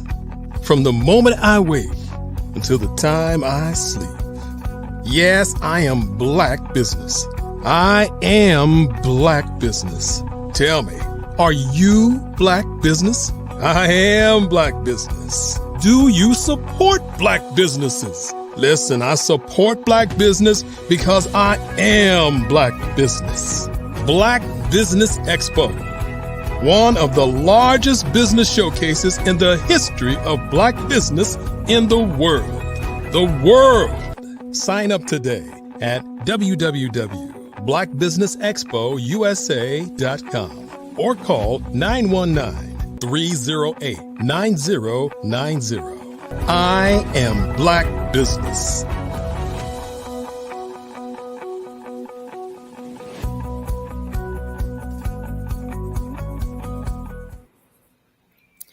Good afternoon. Good afternoon, business owners, entrepreneurs, thought leaders, and corporations. Welcome to the Black Business Network. My name is Eartha Watts Hicks. I am the CEO of Eartha Tone Books, publisher of Love Changes, Graffiti Mural, and A Planner is a Girl's Best Friend, as well as a freelance writer, editor, and PR writer and affiliate for blackpr.com. And I am your business moderator this afternoon on the Black Business Network.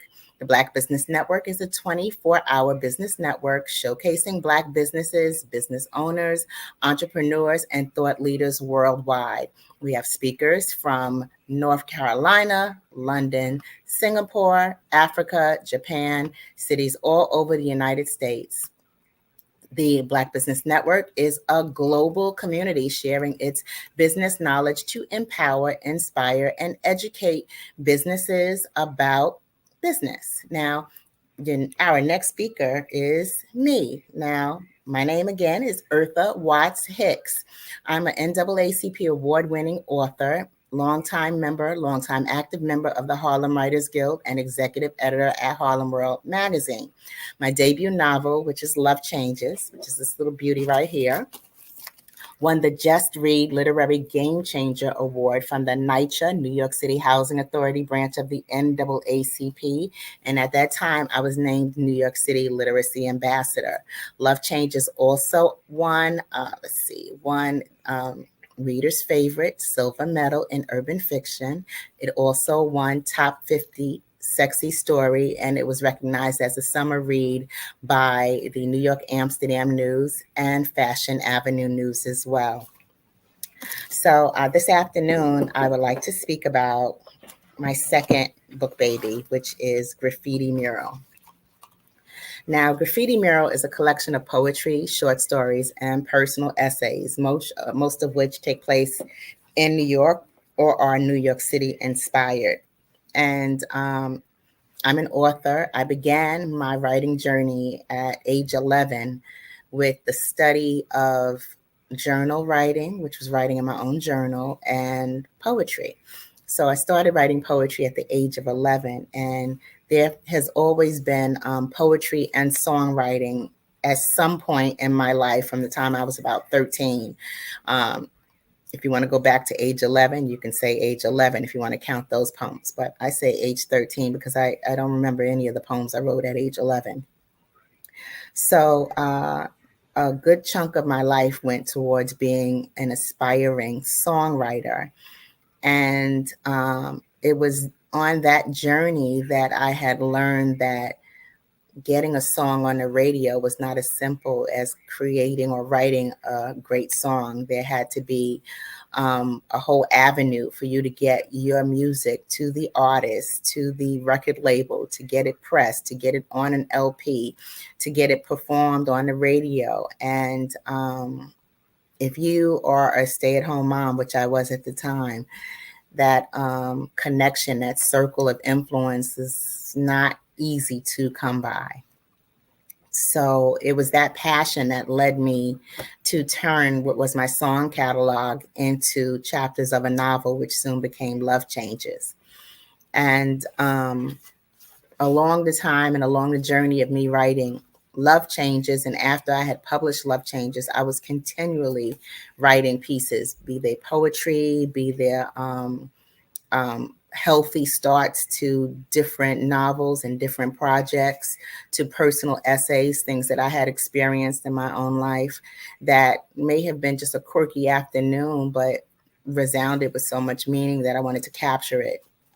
So those types of pieces are what went into Graffiti Mural, which is my collection of poetry, short stories, and personal essays. And Graffiti Mural features me here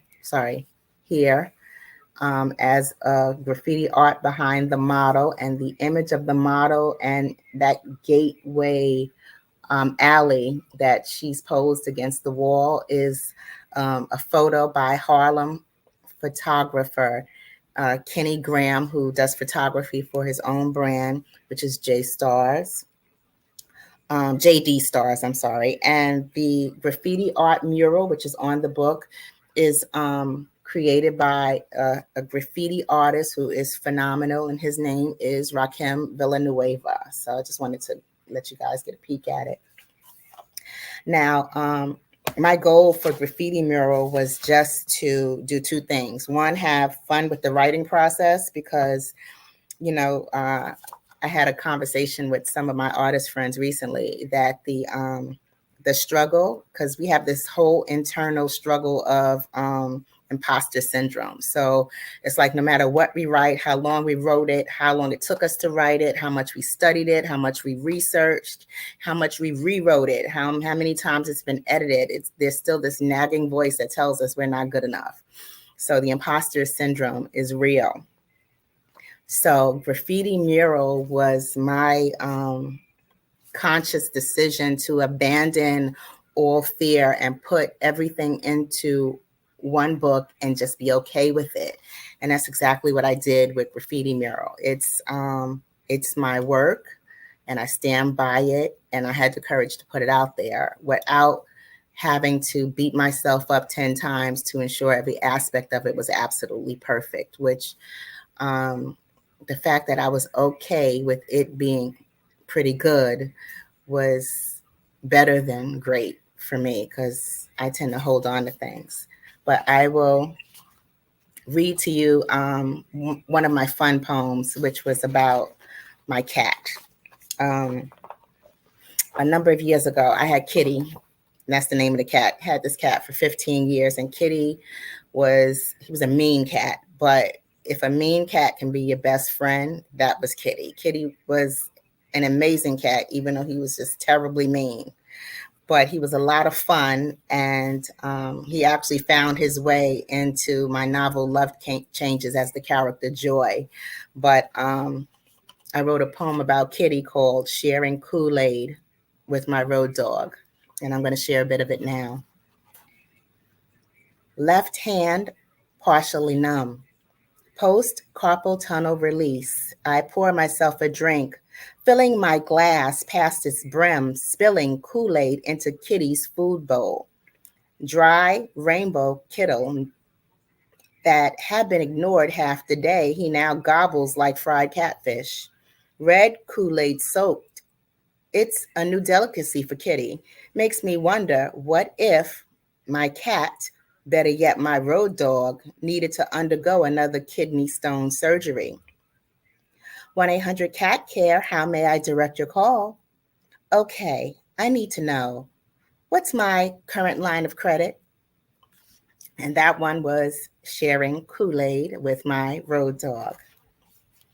Now, the fun thing about poetry is that it's an expression. It's artistic, it's fun, and it allows you to kind of throw paint on the wall and let it stick and see what design shows up at the end. So it's my way of expression, and it's also my way of self-soothing, if that makes any sense. This one is called Your Own Way. Pick your passion. Stick needles in sick kids, massage spices into lamb, make music bubble up and burst. Go, satisfy your Jones, bruise your body and your ego. Play games, kick game, or shoot game. The choice is yours. Scream your secrets. Be your dream. Drown your misery in chlorine. Write or read. Or write to read until split infinitives and dangling participles leave you hanging breathless. Then come back from that. Take a nap. Wake up to makeup. Beat your face. Punch a bag or fix cars. Race, skate, fly. Paint the town. Paint the clouds and some happy trees. Plant a tree. Watch the stars. Name a star. Be. Positively switch your new do to one you wouldn't usually do. Whatever it takes to ensure your Jones is completely satisfied, do you all the way. Just keep doing you your own way. And that one is Your Own Way, which is one of my my little favorites. Now, Graffiti Mirror actually took me about, I want to say maybe about 6 months to compile. And I say 6 months to compile because I was always writing and I always had the material. It was just a matter of selecting the material that I wanted to present in the work. Here's another one, a poet who loses a note. I wrote an incredible poem, but I misplaced it. In my search for lost poem, I stumble across 10 more I don't remember writing. I know they're mine, my handwriting. I guess I'm scribbling on the go. Words, letters, seeds, on the bus or subway, on the run, crafted everywhere, standing in line within any sliver of idle time without realizing I dump thoughts. I craft poems, though I still have yet to find the poem with the best timeless one line. The other 9 I did find are better. So I'll keep searching. That's a no-brainer. And yeah, that's the basics of what my writing is and my poetry, that is. And there's one more. This one I wrote as part of a workshop at the Frederick Douglass Creative Arts Center that was in Manhattan. It was one of those programs that would open up. It was year round. Actually, it was year round, and it gave aspiring writers a chance to study in a workshop with some of their literary heroes. So in this poetry writing workshop, I got a chance to study under renowned poet Jackie Johnson. I got a chance to take novel one under Valerie Wilson Wesley, who at the time was like my favorite author. So I would go to her workshop, her writing workshop for novel one, with a bag of her novels that were my own collection of her novels. And I never worked up the courage to ask her to autograph the novels for me.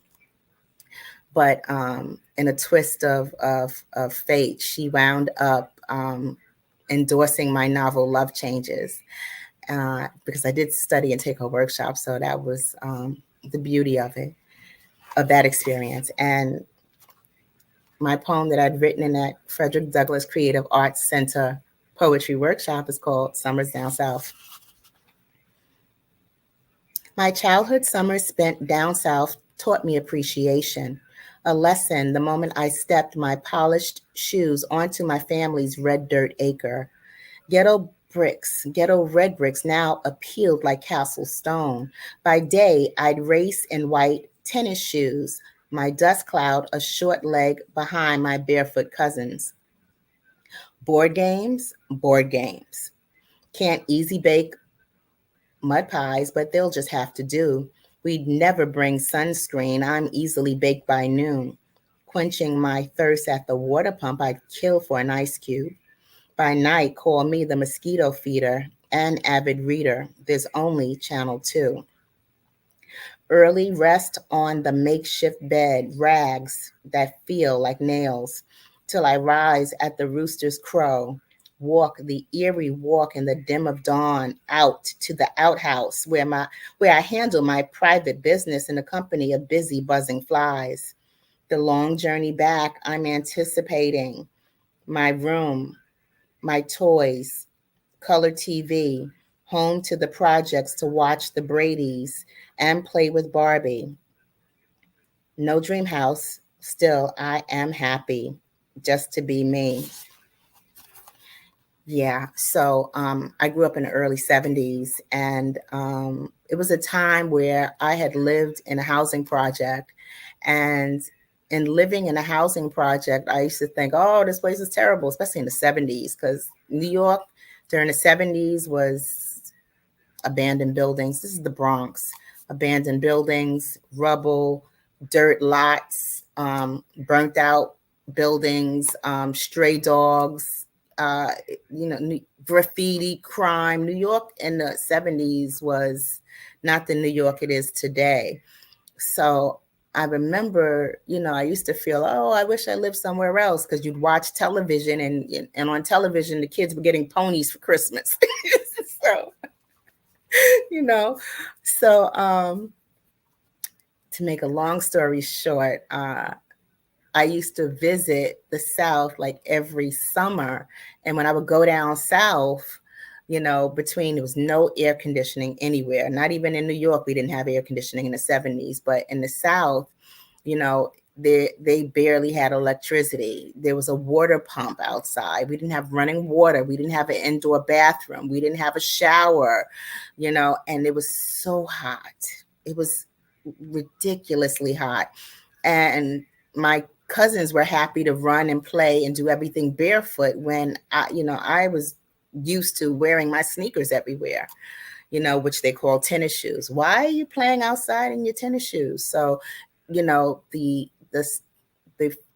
experience that I had in the South as a child in the 70s made me come back to at least appreciate electricity, running water, ice. in the freezer in New York and playing with toys and a difference, because the different dynamics there were in the 70s made me realize to learn to appreciate exactly what I had. And things are different for all of us now in the North and in the South. And lives have changed, and, you know, our people's economy have changed, and our culture has changed, and it has evolved. So, you know, when you think of the 70s was just, and I hate to count the number of years, just a few short decades ago, it's amazing when you realize just how much of a dramatic difference we've had as a people and what we were just a few short decades ago, as opposed to what we are and have access to now. And maybe that's one of the reasons why the powers that be fear our advancement so much and try to limit what we have access to. But it's up to us to offset that, do the best that we can, and keep it moving. Now, my next story is called Miracle on 42nd Street. Now, Miracle on 42nd Street is, it's actually happened. It was a true experience, a real experience. I was on the subway, and actually, you know what? I'll just go straight into it because the story speaks for itself. But this is a real, true experience. And it was remarkable. And you'll see how much of a miracle it is. Miracle on 42nd Street. I had just left the hair salon at around 11:15 p.m. Karen, my best friend and owner of Eternal Beauty, occasionally gave me a lift to the Gun Hill Road train station on her way home. I was hoping to be able to catch the M11 express bus down into Lower Manhattan. That would have left me closer to home, and with minimal traffic, it would have been a quick 45-minute trip. Unfortunately, I missed my bus by about 10 minutes. Instead of waiting a half hour for another, I walked my beautified self across the street to catch the Flatbush-bound number 2 train down to 34th Street. That ride should have taken little more than an hour, but on this particular evening, the wait for that train was excruciatingly long. When the train did arrive, the subway car was half filled with young adults looking like they were on their way to hang out on a Friday night. Girls all had their hair and nails freshly done, guys with fresh haircuts dressed in their best casual clothing. Everyone spread themselves out in the car, allowing themselves ample room and assuring they didn't invade anyone's personal space. The train itself did the usual squealing and jerking, but crawled to 149th Street Grand Concourse. We pulled into 125th Street. A man that I assumed to be homeless entered and walked through, making an obnoxious pitch for passengers to fill his coffee cup with paper money. As he blew by me, I didn't notice any odor, but would have assumed he had a foul odor by the looks of him. I know one thing, he was not satisfied with the fact that not a single coin donation dropped into his cup, so he planted himself smack in the middle of the subway car instead of proceeding and began to holler his random thoughts. I'm from Maryland. I never been to a rodeo, and I like sandwiches with a lot of meat. New Yorkers can ignore anything. Despite his odd statements, no one so much as glanced in his direction. Those random assertions of his soon covered everything from fragments of his life to Bible verses. Competing against the Beats and other stereo earbuds half the younger passengers were wearing, urged him to increase the volume on his storytelling, and he carried on, spreading his message with spit flying from his mouth. At 96th Street, an Asian gentleman rushed in. He sat and looked across from him at the screaming man in the dingy cargo pants, up and walked to the other end of the subway car. The train pulled into 72nd Street, a station that now had a crowded platform. Passengers piled in, quickly filling all the empty seats. Hands searched for space on the poles. The screamer went right back at it. Maryland makes the best steaks, and this ain't Maryland. The tourist that had just sat next to the screamer was a tall, beautiful, bright-skinned Black woman with big, bushy hair. Her big, beautiful smile reminded me of my daughter. Young, she must have been in her early 20s. Her voice barreled with a pleasant accent when she screamed back, "Of course this is in Maryland. I've been to Maryland." Now, of this trainload of passengers, those who had been purposely avoiding eye contact with this man were now engaged to see how he was going to react to her. I can only assume that, like myself, they were quietly deciding how involved they'd get. The screamer's response was to ask, "Well, where you from?" "I'm from California." At that, he said, "California's a beautiful place." And she screamed back, "I know, that's why I live there." He cleared his throat and lowered his voice. "I also like Virginia. I've actually been all around the world."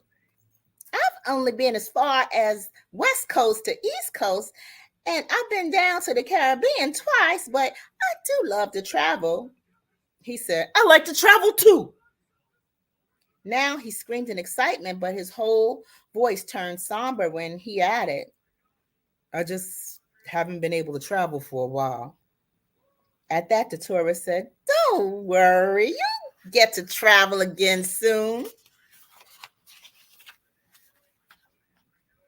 Now, the rest of us who had been there before, during, and after his entry into the car, we're all quietly laughing to ourselves. But I noticed the subway car had stopped somewhere between 72nd and 42nd Street, and there was an announcement. "We are stalled due to a sick passenger. Someone has pulled the emergency brake. We are stalled here until help arrives."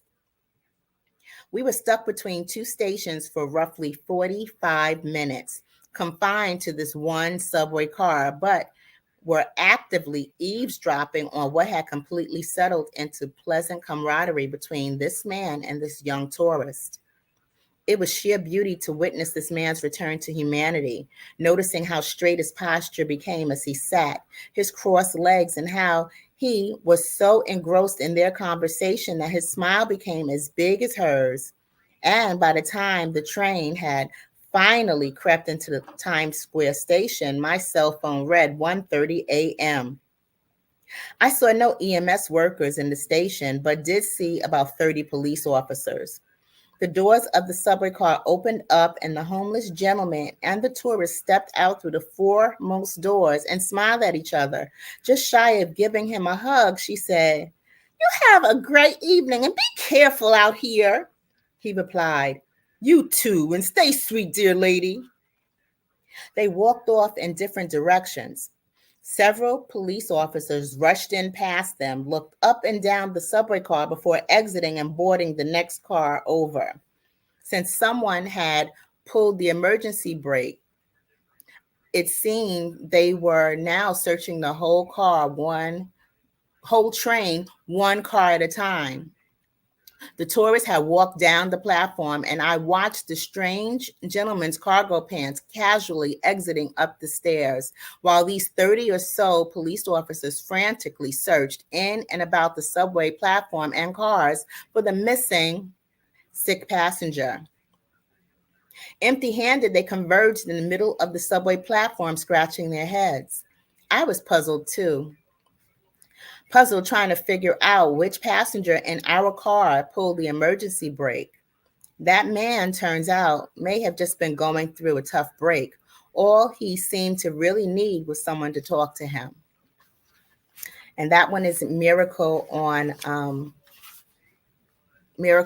42nd Street, which is one of my favorites. Now, there's one more story that I would like to read. It's in line with Father's Day and the whole Father's Day theme. And it was actually featured in an anthology on stories about our fathers. This one is called My Father's Jewelry Box. And it's a very short one.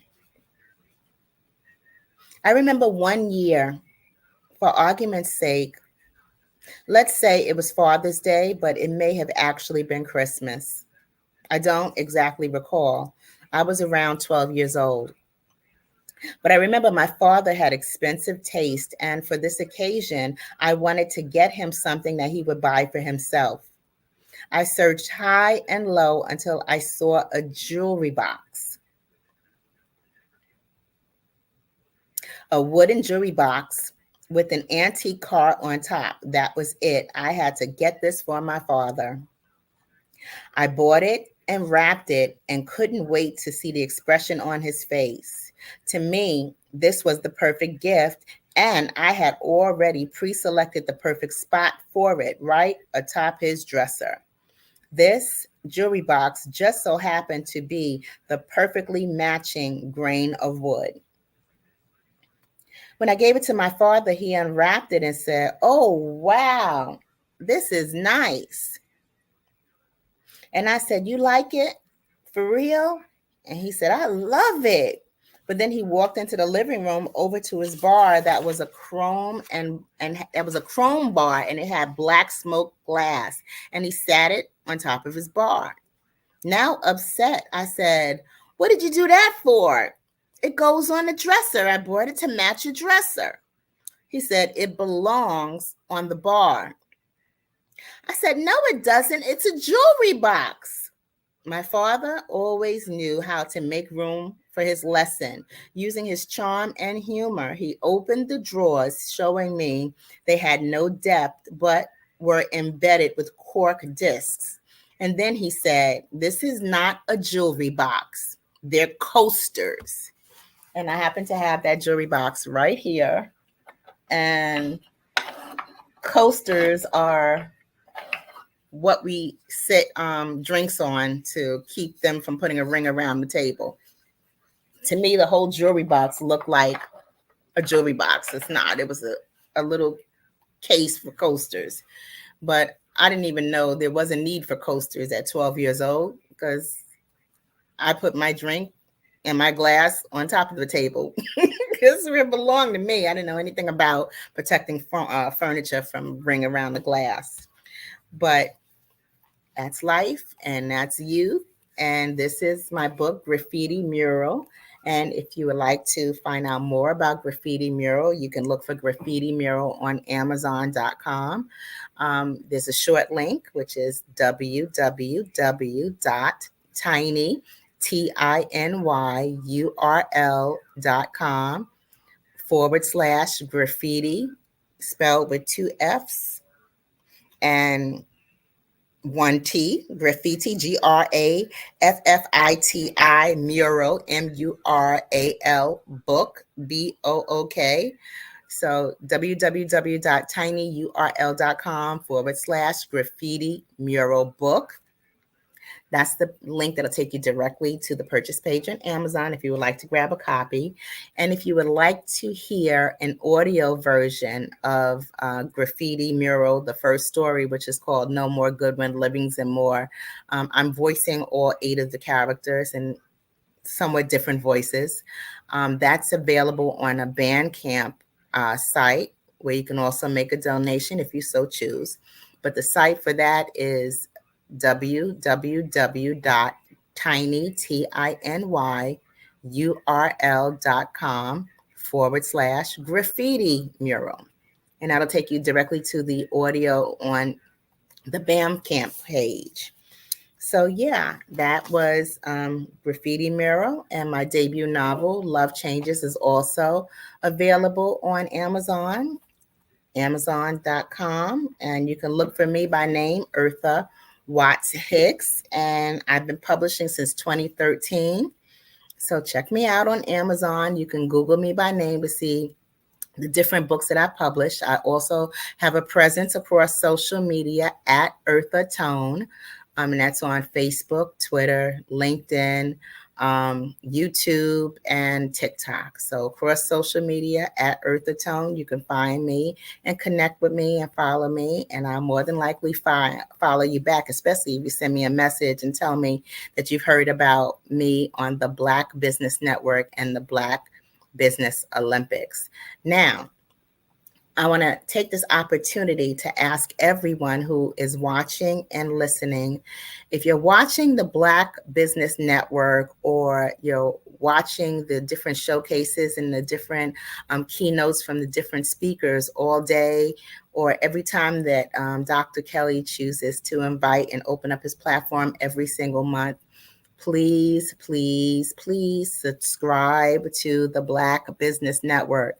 Subscribe on YouTube and share the link and ask others to subscribe as well. And if you have a business, reach out and send an email or connect or send a message to find out how you can become a part of the Black Business Network, or make a donation. We always appreciate a donation if you can afford to help us keep this platform going, because there are not many platforms where experts in our community will sit down and spend an hour or a little under an hour telling you about what they do, how they do it, how they acquired what they acquired, how they got where they've gotten, what books to read to elevate yourself, what people to connect with to enrich your own network. The Black Business Network is archived on YouTube, and we're a resource to each other and for each other. So if you find that you are in the mindset of creating something or doing something great and you don't know who to speak to, or you don't, I'm in New York City. I could throw a rock and hit a community organization that could benefit my small business. That's just what New York City is. And there are other major cities that have that same kind of vibe, but there are also some places in the country that it's hard to find another person that looks like us. If that's what you're experiencing and you need to find or open up your network, or you need to find more resources on Black businesses and seed money and, how to save and invest, or all of that information is on this platform.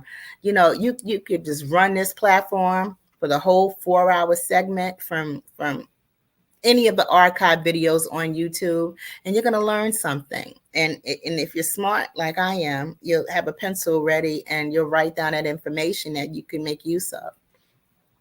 This is a resource like none other. So I invite you to invite your friends to subscribe to the Black Business Network. Now, I'm going to go into why we do what we do.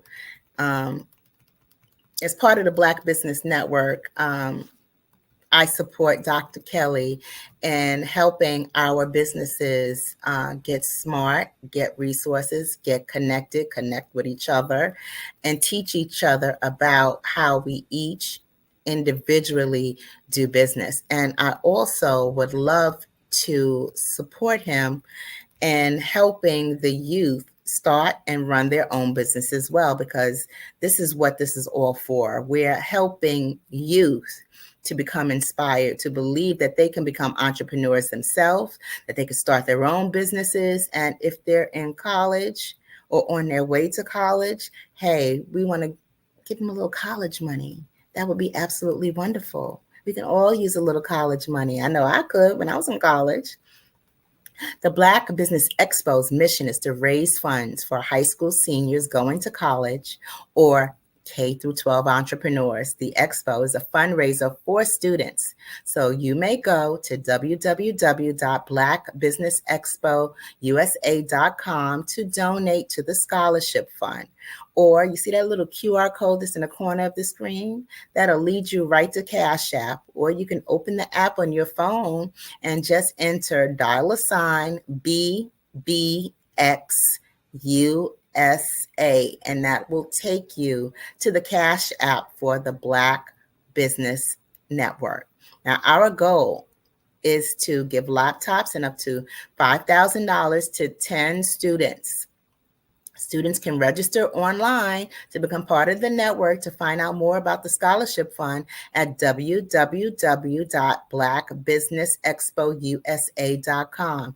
Now, every dollar counts. So we want to remind you to donate to the scholarship fund and subscribe. Please subscribe and ask your friends to subscribe, because the more subscribers, the larger the network. And we want to thank our Black Business Expo USA sponsors for May 2024, NC 100, Moody Capital Partners, Suede Soul, Lotus Riche's Coaching and Training, Carolina, Virginia Minority Supplier Development Council, Step Management, BHS and Associates, Margie McLean Foundation Incorporated, Genius is Common, Earth Essentials, Mullane Shani Global, Executive Women's Success Institute, The Quality Coaching Company, Superwoman Business Services, Creative Force Studios, Lee Entertainment, Artistic App Design, Black Business Expo USA. Genius is Common, and I will see you on the other side.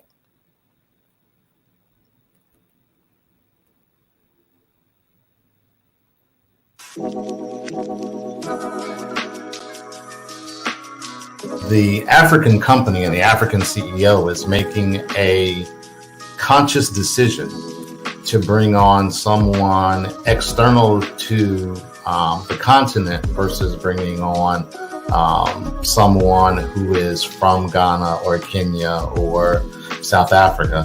And so the skill sets of the people that we take through our executive leadership training program and ultimately on the placement, obviously have to be extremely high caliber. So what we look for are corporate executives at the vice president to C-suite level, as well as Black entrepreneurs. When we look at the Black corporate executives, we're looking for some very specific skill sets, whether that be around supply chain, sales and marketing, engineering, product development. We want our folks to be able to add immediate value to the corporate board, right? And the other thing is, even if they don't necessarily have specific industry experience, they're bringing a diversity of thought.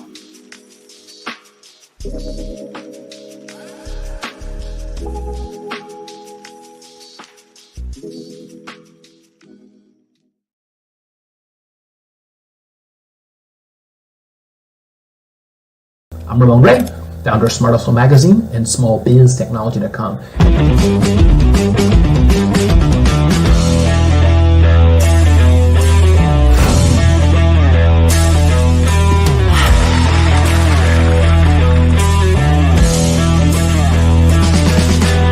You're here today to celebrate small business success. Stand up on your feet.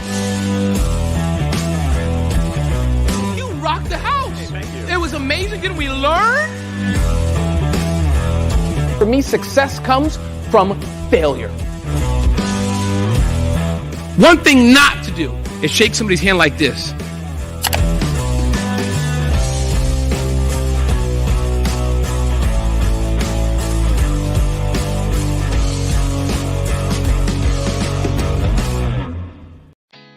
Did you know women represent just 3% of Fortune 500 CEOs and less than 15% of corporate executives at top companies worldwide? Have you wondered what the secrets are to getting into the top ranks, whether in the private or public sector? Do you want to figure out how to stop being held back in your career or passed over for promotion? Then you're in the right place. Hi, I'm Dr. Madeline Ann Lewis, President and CEO of the Executive Women's Success Institute. I have decades of experience in the military, the federal government, and corporate America, and my mission is to help women succeed and tap into their full potential.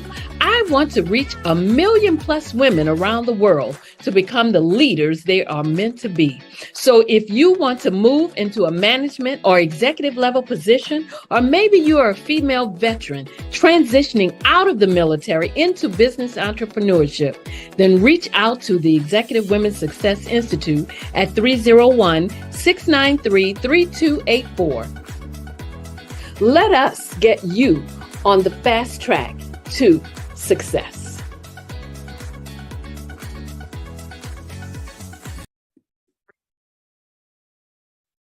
Hello, I'm Dr. Madeline Ann Lewis, President and CEO of the Executive Women's Success Institute. And my genius is helping women accelerate the path to success.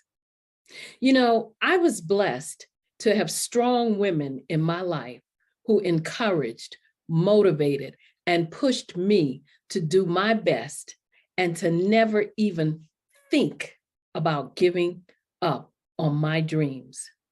So I say to women, we must show up to rise up.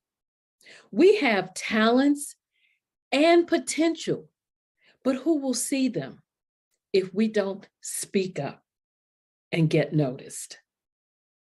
I know that women are a tremendous resource on this planet, and there is nothing more fulfilling than helping a woman tap into her full potential.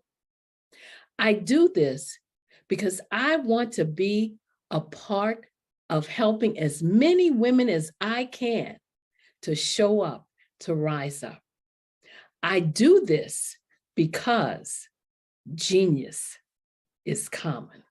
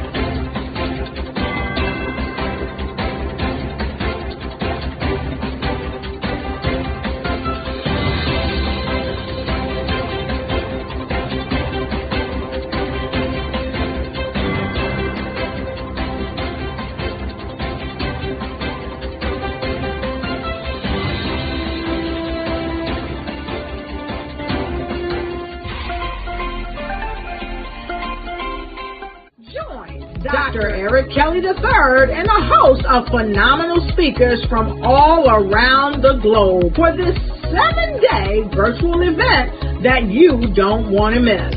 The mission of the Black Business Expo is to raise scholarship money from kids all the way from high school, all the way from college. The Black Business Olympics is one of the largest Black business showcases in the world. It is an opportunity for businesses and companies to showcase their businesses globally. We are going to be giving away laptops up to $5,000 away to students.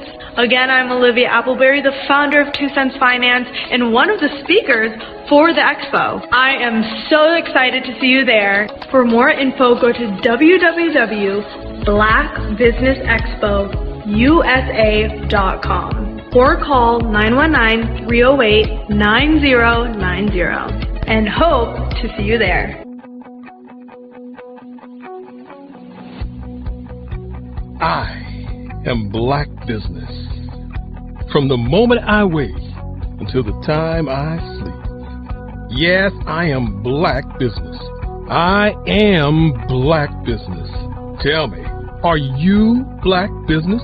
I am Black business. Do you support Black businesses? Listen, I support Black business because I am Black business. Black Business Expo, one of the largest business showcases in the history of Black business in the world. The world! Sign up today at www.blackbusinessexpousa.com or call 919-308-9090. I am Black business. I am Black business. From the moment I wake until the time I sleep, I am Black business. I am Black business. Are you Black business? I am Black business. Do you support Black businesses? I support Black business because I am Black business. Black Business Expo, one of the largest business showcases in the history of Black America in North Carolina. Join Dr. Eric Kelly III and a host of phenomenal speakers from all around the globe for this 7-day virtual event that you don't want to miss. The mission of the Black Business Expo is to raise scholarship money from kids all the way from high school, all the way from college. The Black Business Olympics is one of the largest Black business showcases in the world. It is an opportunity for businesses and companies to showcase their businesses globally. We are going to be giving away laptops up to $5,000 away to students.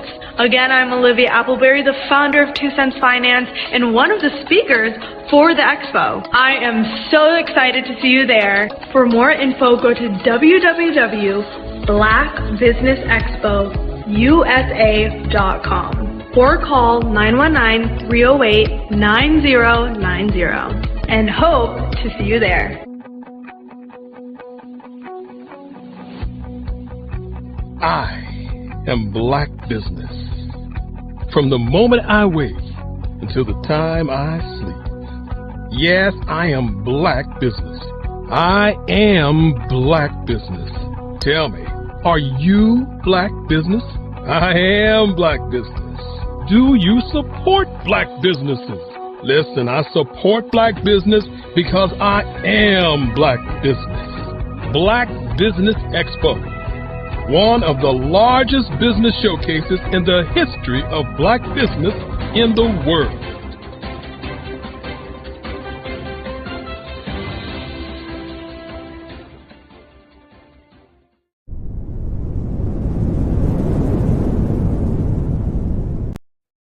Hey everyone, it's Grant McGaw, CEO of 5-Star BDM and host of the award-winning Follow the Brand podcast and TV series, where I help you to build a 5-star brand that people will follow. My genius is personal brand development through intelligent communication and helping you achieve your business and career goals. I am a requested speaker on digital technology and brand development issues. I want to work with you to increase the value of your current opportunities while attracting new ones. Every one of you is unique, and we all share challenges that can be addressed through smart branding.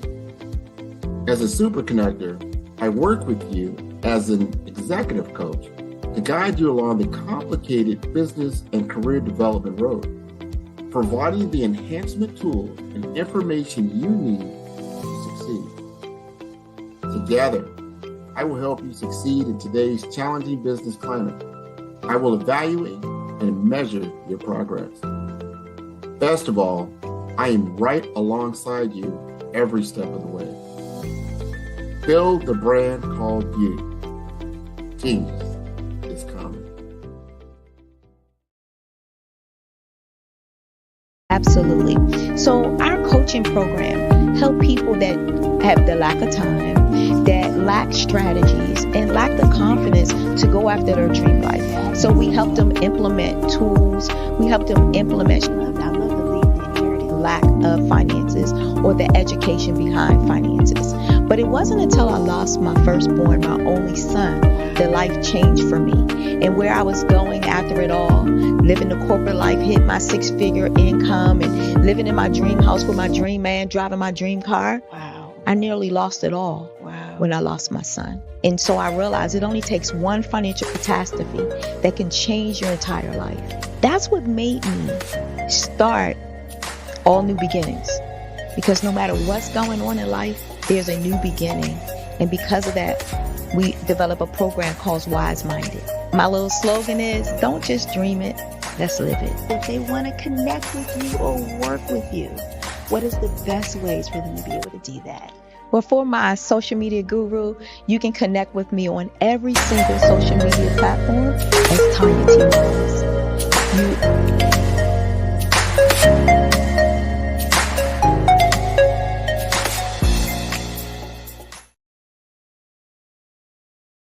Artist to me is a creative expression of something from nothing. You know, it explodes onto the canvas, or it explodes on in my work. One of the things that I try to do more than anything is I try to just give the lines and the movements and emotions and expressions into to what I do. Art really means to me a chance to express how I feel deep down inside. Most of my art begins as a thought that I might have, you know, whether it's sports, whether it's history, whether it's a woman or a man. It pretty much starts as an idea of thought before I get into the actual image of what I'm going to draw. I do a lot of historical pieces. I was a history minor in college, and I love to do history pieces. And a lot of times I'm thinking about history, and then I try to make that history impact you as you look at it. That's one of the reasons I do pictures so large. People ask me, why do I do the pictures so big? And I tell them, I want the piece to impact them as they're looking at it, to kind of dominate them, dominate their space. And most of my pieces I try to do off page. I don't try to do anything that's going to be in those four corners or in a square. And I want your imagination to be a part of the piece that you're looking at.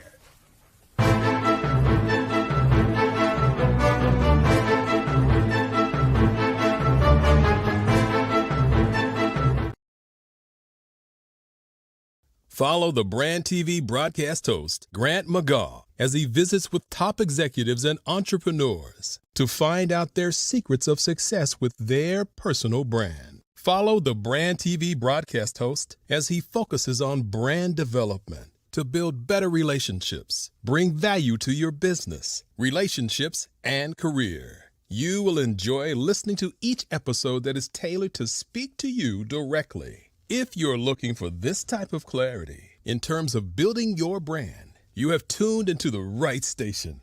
Each episode will help you to shape a conversation in the 5-star BDM network of 20,000 professionals and become a springboard for your corporate engagement and business opportunities. Each guest will frame their story in the areas of personal branding, business development, career development, financial empowerment, and technology innovation.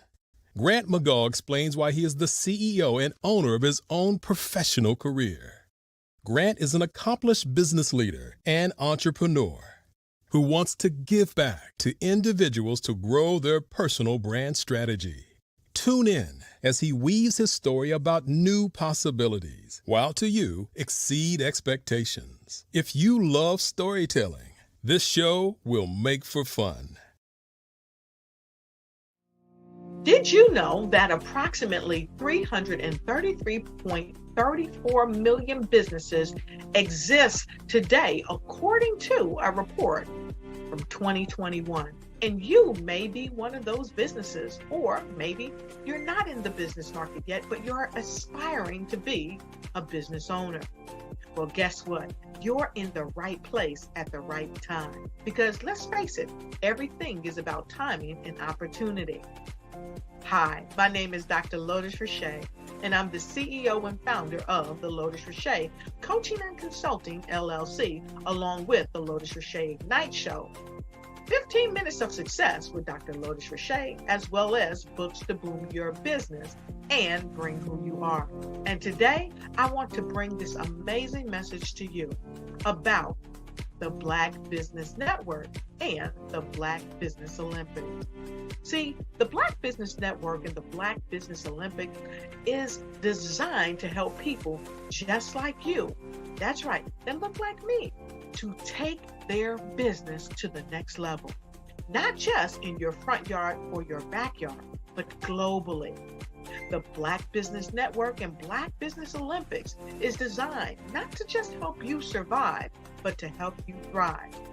So join us today as we come together with businesses all around the world to support our students, our children, our young teens, our young entrepreneurs. What we do is we come together to help raise funds for students who are aspiring to be business entrepreneurs, who are aspiring and who are thriving in college. We endow them with a wonderful opportunity to gain scholarship of either a laptop or several thousands of dollars. And we invite you to help be a contributor to this amazing opportunity to help someone that looks just like you. So join us today at our website and let us connect with you and help you ignite and take flight in every area of your life on the Black Business Network and the Black Business Olympics. I'll see you on the other side.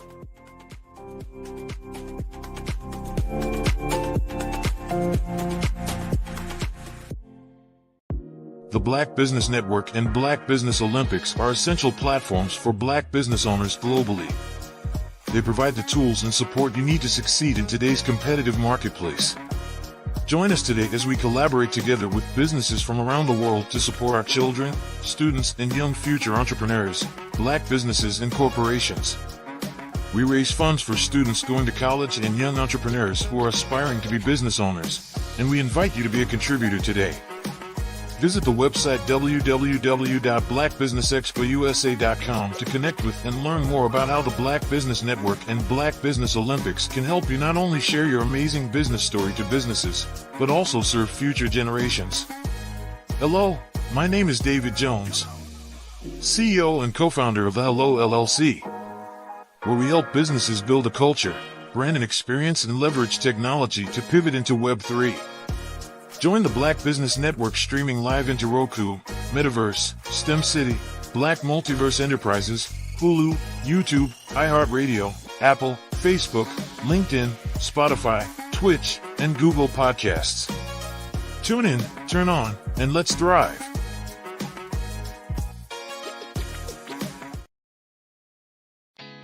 Did you know women represent just 3% of Fortune 500 CEOs and less than 15% of corporate executives at top companies worldwide?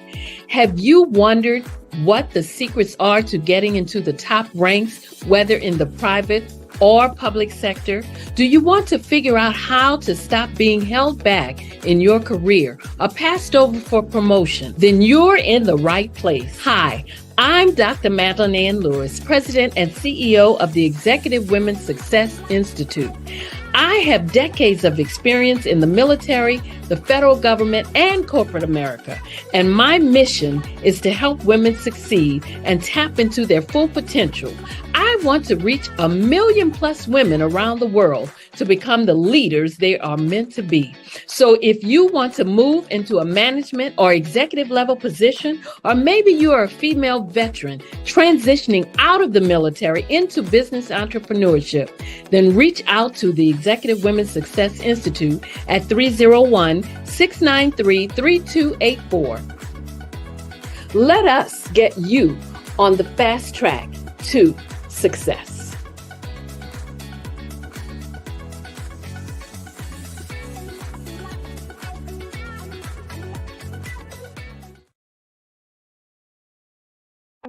Hello, I am Dr. Eric Kelly III, the visionary strategist and founder of the Black Business Olympics. I invite you to showcase your Black-owned businesses on the Black Business Network global stage. The Black Business Olympics is a global Black Business Network platform that propels Black-owned businesses into the international spotlight. By showcasing your business on the Black Business Olympics platform, you can reach a worldwide audience of potential customers, partners, and investors. You can also establish yourself as a thought leader and expert in your field, attract lucrative partnerships, and more speaking engagements. In addition, the Black Business Olympics platform provides a valuable opportunity to connect and collaborate with like-minded entrepreneurs and business professionals from around the world. This can lead to new business opportunities, ideas, and relationships. Finally, by sharing your story and expertise on the Black Business Olympics platform, you can inspire and empower others. This is a powerful way to make a positive impact on the world and leave a lasting legacy. If you are a Black-owned business owner, I encourage you to seize the opportunity to showcase your business on the Black Business Olympics platform. It is a once-in-a-lifetime opportunity to make an indelible mark on the world. Be one of the 1,000 visionary entrepreneurs who are changing students' lives, shaping industries, and leaving an unforgettable legacy for their families. Unleash your voice on our global stage and watch your business thrive. Black Business Olympics is one of the largest Black business showcases in the history of Black business in the world. Yes, the entire world. Just give me a call today at 919-308-9090.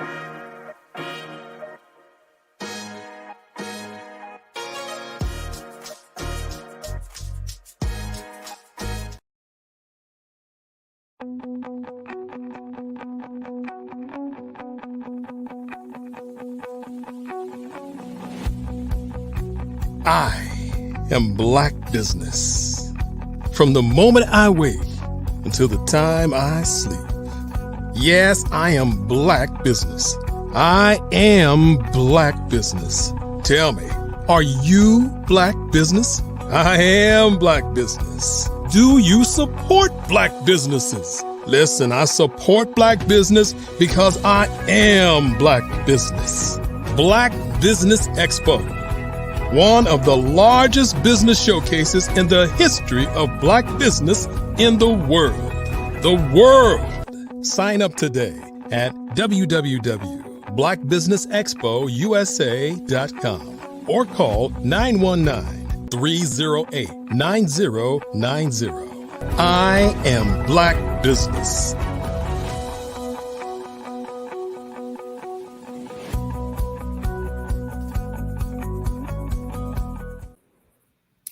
Good afternoon. Good afternoon, business owners, entrepreneurs, thought leaders, and corporations. Welcome to the Black Business Network. My name is Eartha Watts Hicks. I am the CEO of Eartha Tone Enterprises and Eartha Tone Books, publisher of Love Changes, Graffiti Mural, and The Planner is a Girl's Best Friend, as well as a freelance writer, editor, and PR writer and affiliate for blackpr.com.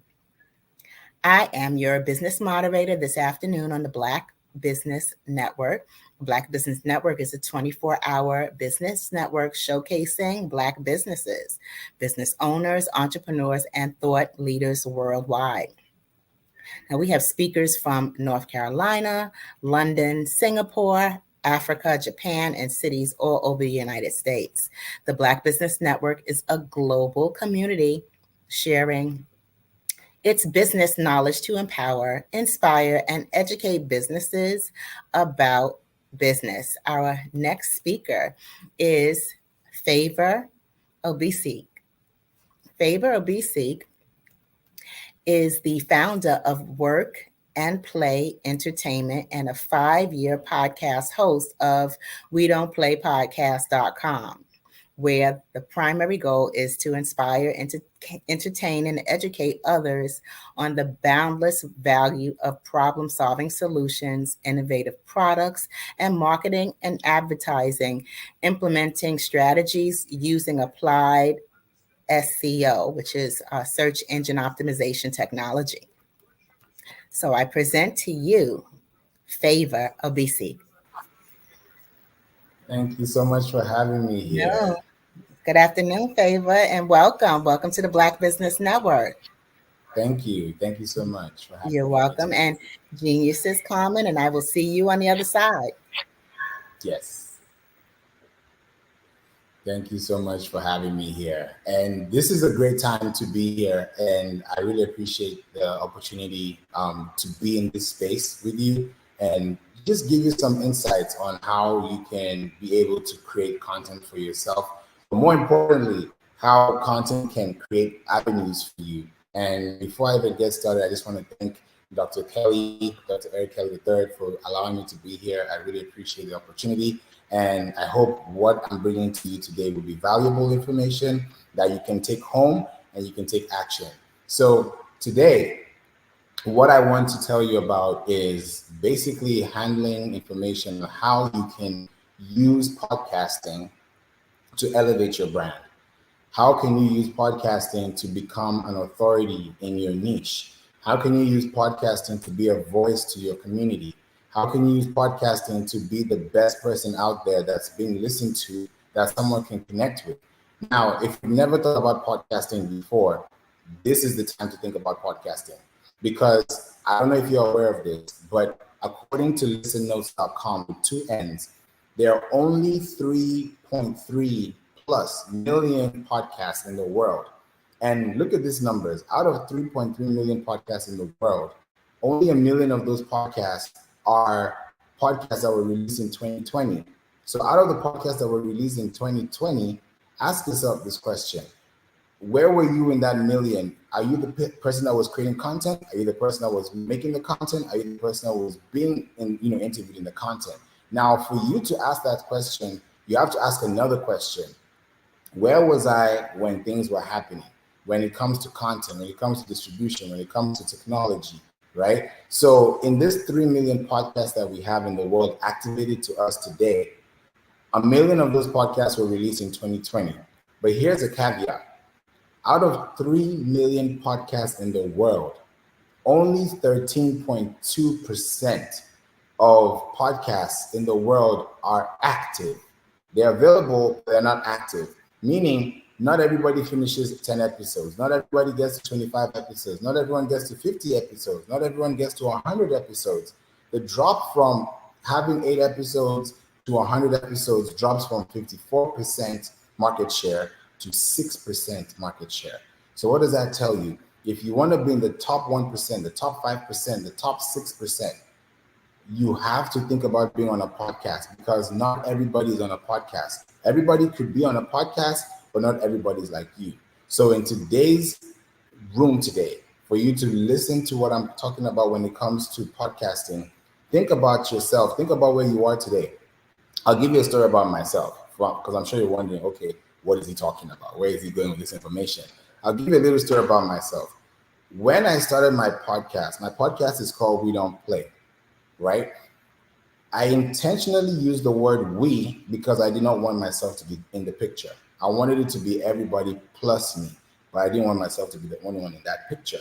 So I created a platform called We Don't Play to show that we do not play with our time. We don't play with events. We don't play with money. We don't play with things that are sentimental to us. Other than that, we work hard for the things that we do.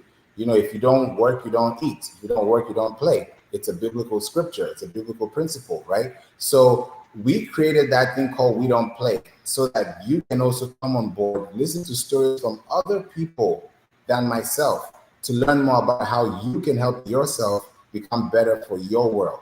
That's what we're creating here called We Don't Play.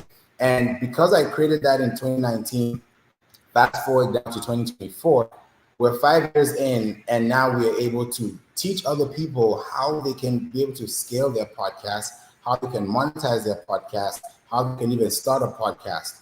Right now, if you are serious about the future, especially now with artificial intelligence coming into play, you as a business owner, as a Black business owner that's listening to me, if you are thinking about where do I spend my next half of the year, where do I spend my money? Where do I spend my time? Where do I spend my efforts?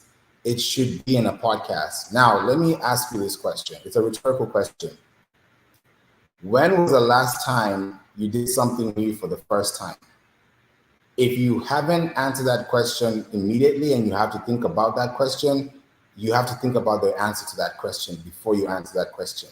Because starting something new can be hard. it can be stressful, it can be daunting, it can be all over the place. But if you think about the value that you're giving the person that's listening to you, your life will change. I'll give you another story that just happened not too long ago. We have a client, and one of our clients, she was having a problem with sleeping. And I'm a musician, so I make music, I make jingles, I make records, and I've been able to incorporate that into podcasting with original music. So I put out music because I was making a jingle for a client for a podcast. This was a few weeks ago, just a few weeks ago, about 2 weeks ago, and I was getting on a call with this client, right? And she was like, "Oh, I was not able to sleep last night. I was so tired. I was so busy taking the kids, this and that. It was so stressful for her." But guess what? I made a song, I made an instrumental, and I put it out on TikTok. I put it out on Instagram. I thought it was just a song. I thought it was just an instrumental. Yeah, it's a musical piece. Everybody can listen to it and go away and like away. Great. Why I'm bringing this information to you is because of what she told me. We got on the call, and she told me, "Favor, I was not able to sleep last night, but because I was able to bump into your music on my feed, that allowed me to sleep." She was able to sleep around 3 a.m. just because of listening to a song, an instrumental, something that was able to impact someone's life. That's just sonical. That's just sonics. So if you think about yourself and you think about the words that you're telling people around you, because every day, I'm sure by now, if you look at the time, you probably talk to 1 or 2 people by now, just in your day alone. Imagine if that information that you were telling that person that was so important was packaged into a podcast, into an audio file, into an MP3, into a WAV format that you can send to anywhere in the world, and people are listening to you for free. That's the best part. They're listening to you for free. You don't pay for radio. You listen to radio. You just turn on the radio. You don't pay for podcasts. You listen to podcasts. So if someone's looking for your information and they want to learn from you, how are they going to learn from you if they can't learn from themselves? How they can learn from themselves is by understanding that, hey, I have a problem, I need a solution, I'm going to go online and I'm going to find someone that's going to help me. Now, you might be wondering, how does podcast relate with business? Here is a catch. Whenever you run a business, the whole point of a business is to run and make money, right? It's to be a profitable business. But as you're a profitable business, you have to think about the moving parts. You have to think about your name. You have to think about the format. You have to think about your style, right? There are different podcast styles. I'm not sure if you're aware, but there are different types of podcast styles. There are 5 different types of styles, and I'll run through them really quickly for you. The first style, right? The first style is solo interviews, right? When you have a solo interview, it means that you are creating content for people, right? When you have a solo interview, it means that, like right now, this is solo. It's just myself, just listening to me. If I had a co-host next to me, that would be the second section. That's a co-host, right? The third one is pretty much a round table, more than one person, more than 2 people, right? That's 3 or more, 2 or more. That's a round table, right? Like a panel discussion, that's a round table discussion. That is also considered as a podcast style. So you have solo, you have co-host, you have roundtable. You can also have interview style, right? Interview style could be one-on-one. It could be you versus the other person versus you, right? The fourth one is what I just mentioned right now. And then the 5th one is content repurposing. So I'll break it down again. Solo, interviews, roundtable, co-host, and content repurposing. You can flip them anyhow you want to. It's up to you. But the goal is to pick out on 1 or 2. Because when you pick out on 1 or 2, what starts to happen to you is that you start to create intention for people to find you, right? On Google alone, today as we speak, I'm sure you've used Google today. At some point of your day, you've probably used Google to search for something really quickly, and you're out the door, right? Now, with Google, you're part of the 8.5 billion searches that are happening a day, right? On Google search. Out of those 8.5 billion searches a day, 15% of those searches are new. So if you do the math, 15% of 8.5 billion searches, right? And then you do 1% of the 15%, right? You have to think about that number, that sweet spot number. That's your niche because you're a business, right? You don't do what other people do. You do it differently because you have a different business model, right? You have a mission, you have a vision, you have a core objective, you have things that you're creating for yourself. You have to think about your business, right? So when you think about your business, ask yourself, who is listening to my business? 2 years from now, 5 years from now, where can you send someone easily that they don't have to pay for anything to find your content relevant for the time that you're having with them? The only place I can see is podcasts. Why? Because podcasting, if we're really paying attention to the way we are moving in the times we're in right now, podcasting is a great way to have intellectual property. Because if you're building, and this is why I'm so passionate about this, is because I want you to own your own property. I want you to own your own intellectual property. Why am I saying that? Because your intellectual property is an asset, and an asset has value, and that value appreciates over time. So the timeline or the time span, or I can even say the shelf life of a podcast is 24 months. That's the same amount of shelf life time a blog has. But here's the difference. A blog is in the billions. There are billions of blogs, right? On the web. You can search billions of pages right now on the web. Just alone, type in insurance, type in cars, type in marketing, type in food. You will see billions of searches. Right under the search bar, it will tell you the number of results that you see there. So how do you show up in the midst of that huge sea? The goal is SEO. It's podcasting. Because if someone is typing something that you can solve, and then they find you as a result, then that is what you've been talking about the whole time. People kind of put podcasts, they put SEO, they put digital marketing, they put social media in like different buckets. Like these are all different parts of the body when we're all one body. You can't put one arm on one side, you put your head on the other side, you put your tongue on the other side, and then you put your feet on the other side. It doesn't work. It's one body. The body cannot function without the other part. So if you want to function as a business, have an intellectual property model that allows you to scale that model and then take the information from that model and go into social media and exchange that with other people.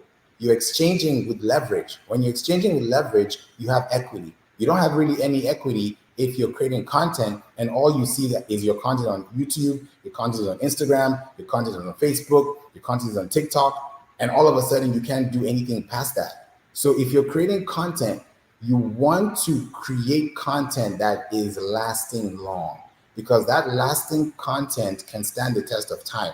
I'm speaking from experience. We're in 2024 today. What this can earn you can be something that you won't have to pay for years from now. If you just invest in a year of just creating a podcast, building a podcast, you can grow so far. You can really go so far. Do you know why you can go so far? Because you have a voice, and voice is a sound wave. That even God created the world with "let there be light." That's a voice. That's a word. So if you have the same voice and you know whose you are, right? Then you can come out strong and say, hey, I have a voice too. I have a product. I have a business. I have a goal. I have a structure. And you can tell people. People will not believe you until you believe it yourself. But the problem is everybody's running on social media trying to post away. Instead of posting from within and then coming out with your content assets from your website, you're doing the reverse. And that's what most people are doing, posting on social media, trying to go viral, trying to push here, trying to push there. You can't grow on social media if you don't have a website. Let me give you a quick no-brainer. I talked about this earlier today because I have, great community that I connect with, and this is also another great network. I'm happy to be here. And, I talked about this earlier today, and I want to bring it to you as well. Just do this quick exercise. Please do this quick exercise. Go to your TikTok, go to your Instagram. Just focus on those two, TikTok or Instagram. Go to your profile, right? When you go to your profile, on your Instagram or your TikTok, you're going to see your name, you're going to see your descriptions. I want you to pay attention to one metric for me: the number of posts that you have created. If you look at the number of posts that you have created for your social media account, if that number is over 100 and that number is not equal, I'm talking about equity, right? Business equity. That number is not equal to the number of pages you have on your website, there's a problem. Because what you've just done is you have given Instagram.com, TikTok.com 100 new pages that they own. You don't own that media, they own it. You are just you're probably renting the place, right? But you don't own that content. When you do Facebook, whenever they say public content, I don't know if you know this before, because I've also gone through entertainment law as well. And because I have a graduate in entertainment business, I went through a couple of entertainment law studies. And one thing I want to mention to you is this: when it comes to intellectual property, right, as a business owner, when you're creating content and you put that content on Facebook, not your Facebook business profile, just your Facebook personal profile, that is considered as public property. So if you want to promote your business on Facebook and you're promoting your business through your personal account, that's a problem, because that's considered public property to Facebook.com, right? Because they own that domain. I treat websites like land. You buy a domain, you're buying property. You're buying a virtual address, you're buying a commodity, you're buying inventory, you're buying something. That's an expense. You can write off that expense at the end of the year as a business expense. So when you have a website, that website should not just be sitting on a platform. It should be doing numbers for you. It should be gathering data for you. The only way you can gather data like that at that capacity, at that stretch, is if you're able to focus on your IP model, create content, and ask questions, right? Because those 100 pages you have on Instagram, those 100 posts you have on TikTok, you don't own them. You really don't own them. There are 4 types of media, right? When it comes to media, there are 4 types of media. There's owned media, which is what I'm referring to: blogs, podcasts, your book, this network. This is owned media, right? It's owned by somebody, right? You quality control the media, you own it, right? That's owned media. That's what you should have. If you think about owned media, your emails, building out an email list, which is very important because the money is in the emails, right? There's money in the emails, right? For every customer you have, on average, it's around $36 to $40 per customer, per contact. That's the value of your customer, right? And that can go up anytime. That's just an average number within different industries. So you have to think about your owned media. What are you owning? What can you exchange? If you sell your business today, what are you selling? Are you going to sell your Instagram page, or are you going to sell your podcast library? Are you going to sell your book, or are you going to sell a page of your book? It's for you to decide. So think about owned media, because when you own your media, you can own your content. When you own your content, you own your asset. When you own your asset, you own the value, and you now appreciate that value over time. The next one is paid media, right? Everybody's paying for media, especially businesses, right? Right now, if I'm speaking to you and you're listening and you're paying attention and you're thinking about a podcast, I want to put a bug in your ear just a little bit, because I got to do some research last week, and I found something which is very, very interesting that I think you might be interested in. If you look at the world today, we are such a global place, right? It's such a small island, right? If you're creating podcasts and you're looking for sponsors, according to the reports, right, that have been done, right? If you look deeply into those insights, what I came to realize is that a country like Australia is a great place for you to outsource for podcast sponsorships, especially if you're having audiences that are resonating with them. Brazil is an emerging market. If you think about the world right now, those are emerging markets. If you're running paid media, I'll give you an example. And I'm sure you've seen this before, because I kind of go into the science of it, right? If you think about it like this, paid media, example, Facebook. If you see a Facebook ad, and that Facebook ad has, let's say, 20,000, 50,000, 70,000 likes, right? Let's keep it to likes. Let's do 1 million likes, right? If you don't know the formula, you won't know how to work the formula, right? There are two things involved here. Either that 1 million likes took a long time to get there, meaning that there was a lot of payments that had to be pushed through to get that payment out. Or this is another option, which I probably think you've probably never heard of. If you have, let's say, a $5 budget, that's a what? That's $150 a month, right? If you create an ad and you have a podcast, I've done this myself, so I'm actually telling you what I've done because it's worked. If I have an audience and I know, okay, United States, then United Kingdom, then Canada, and then Australia, and then maybe, Jordan, or maybe India, another country. What I will do is, if I know that my top audience is in the US, then I know that there are other countries around the US that I can still tap into, that I don't have to pay into, if you're tracking. So if you're running an ad $5 a day, right? For example, I would run that ad to a country that is not as expensive in ads as the other. So let's say the US you're spending, let's say $2.50 a click, right?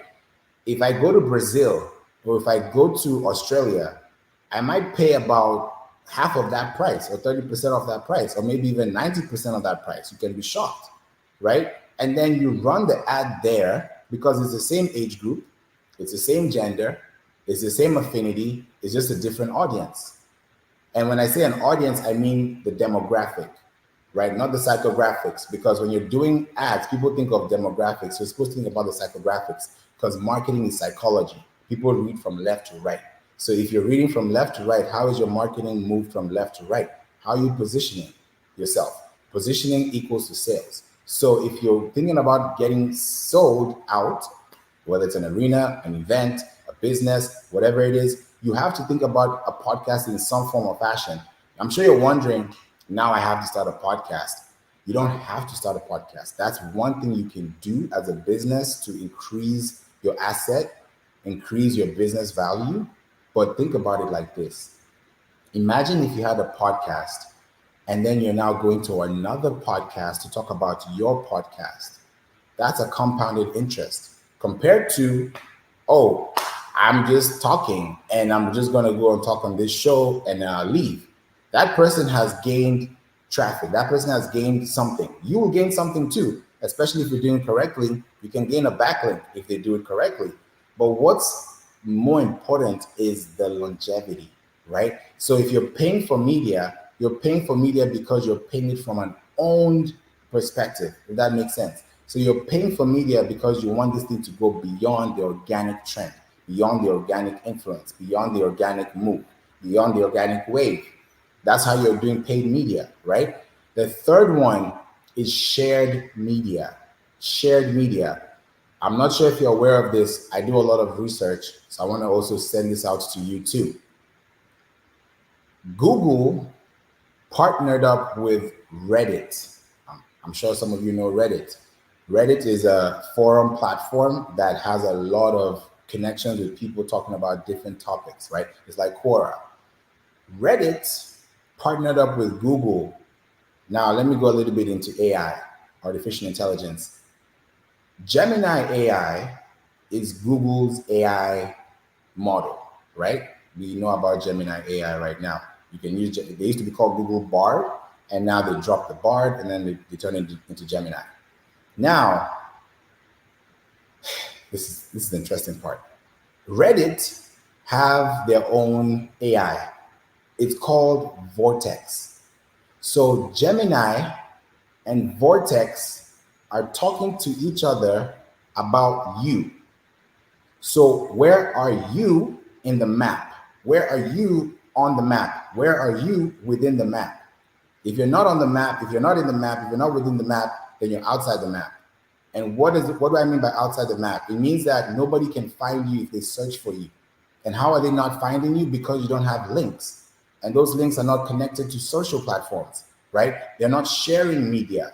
When you have a podcast, you're sharing media because you can be on Apple, you can be on Spotify, you can be on iHeart, you can be on YouTube, you can be on Google, you can be anywhere at the same time with one click of a button.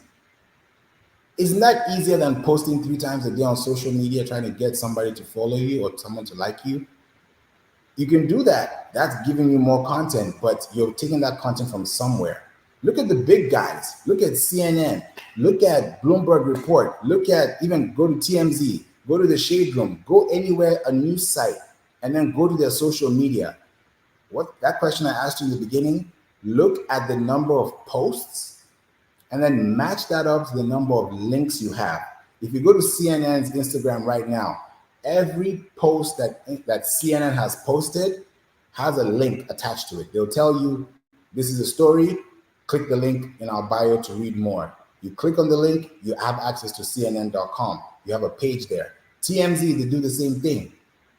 Other platforms do the same thing. So why are you not doing the same thing? That's my question. And people even go beyond that. NPR, they go beyond that and do a podcast, right? To double up on their efforts. Gone are the days when you can just rank on Google search with just text. It's turned into a multi-modal level. In other words, text, audio, video, TAV, text, audio, video. If you're not in any of these 3, especially audio, you're missing the bus, the big bus. Because AI is going to sweep your content away. No one is going to see you. No one's going to know that you even exist because there are already 1.9 billion websites in the world right now. So how does your website stand out?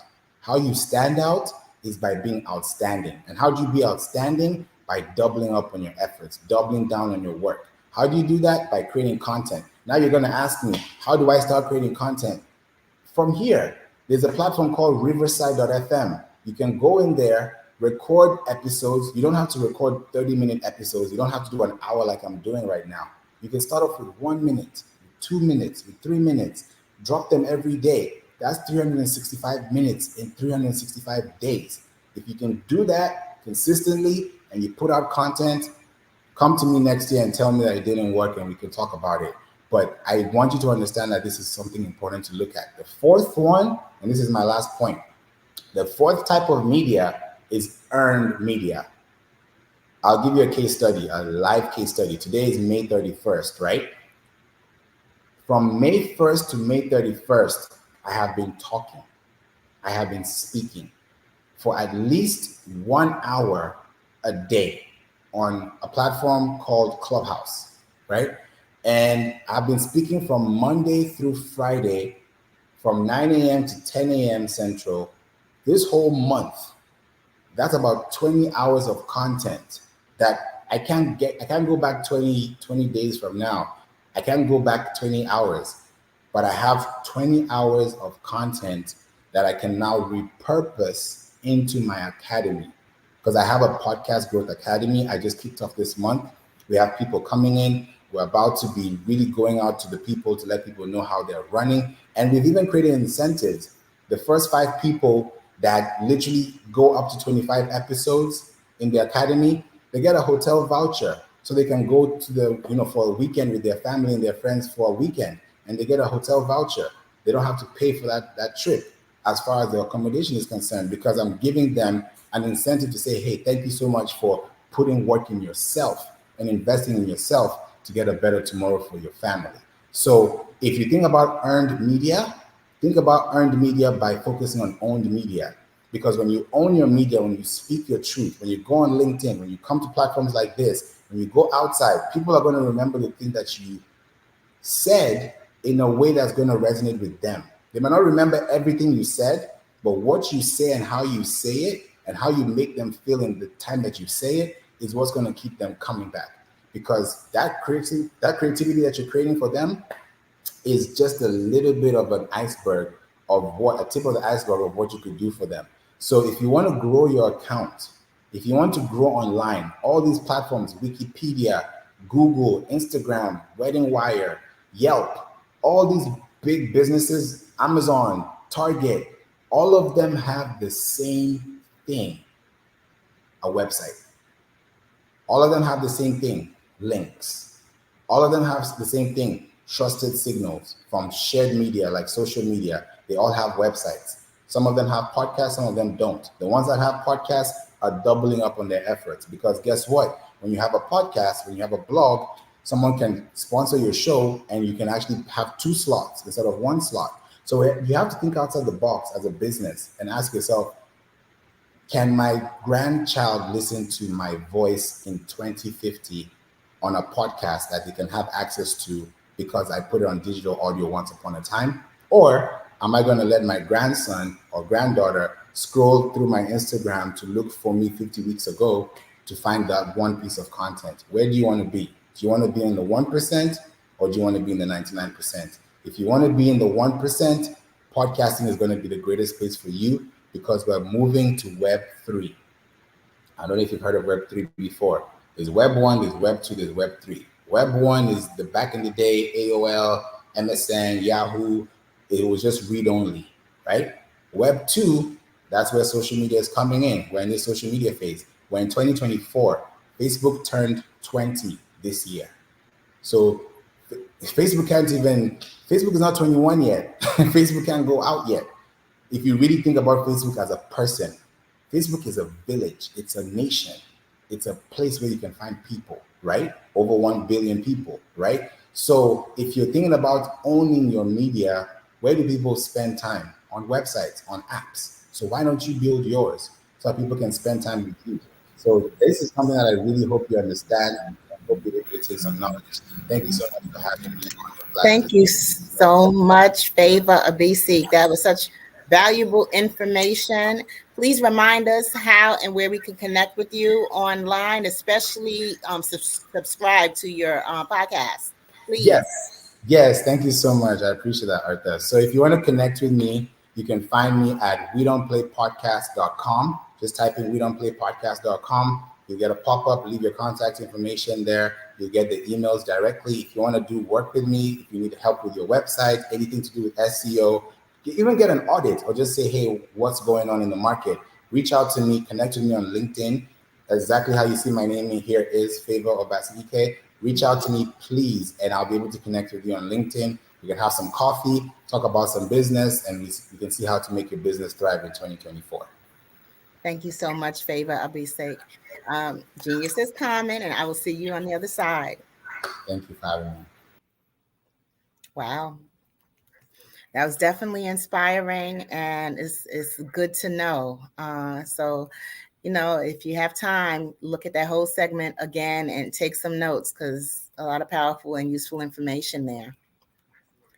Now, the Black Business Expo's mission is to raise funds for high school seniors going to college or K through 12 entrepreneurs. This expo is a fundraiser for students. You may go to www.blackbusinessexpousa.com to donate to the scholarship fund, or use the Cash App QR code that's in the corner of the screen there, or you can go directly into your Cash App on your phone and enter $BBXUSA. Now, our goal is to give laptops and up to $5,000 to 10 students. Students can register online at www.blackbusinessexpousa.com. Now, every dollar counts, so please make a donation. We want to remind you to connect with us, to subscribe, to make a donation, because we're here for you. We're here to help businesses, and you help us by keeping us going with your donations. And we want to also thank our Black Business Expo USA sponsors for May of 2024. NC 100, Moody Capital Partners, Suede Soul, Lotus Riche's Coaching and Training, Carolina, Virginia, Minority Suppliers Development Council, Step Management, BHS and Associates, Margie McLean Foundation Incorporated, Genius is Common, Earth Essentials, Mullane Shani Global, Executive Women's Success Institute, The Quality Coaching Company, Superwoman Business Services, Creative Force Studios, Lee Entertainment, Artistic App Design, Black Business Expo USA. Genius is common, and I will see you on the other side.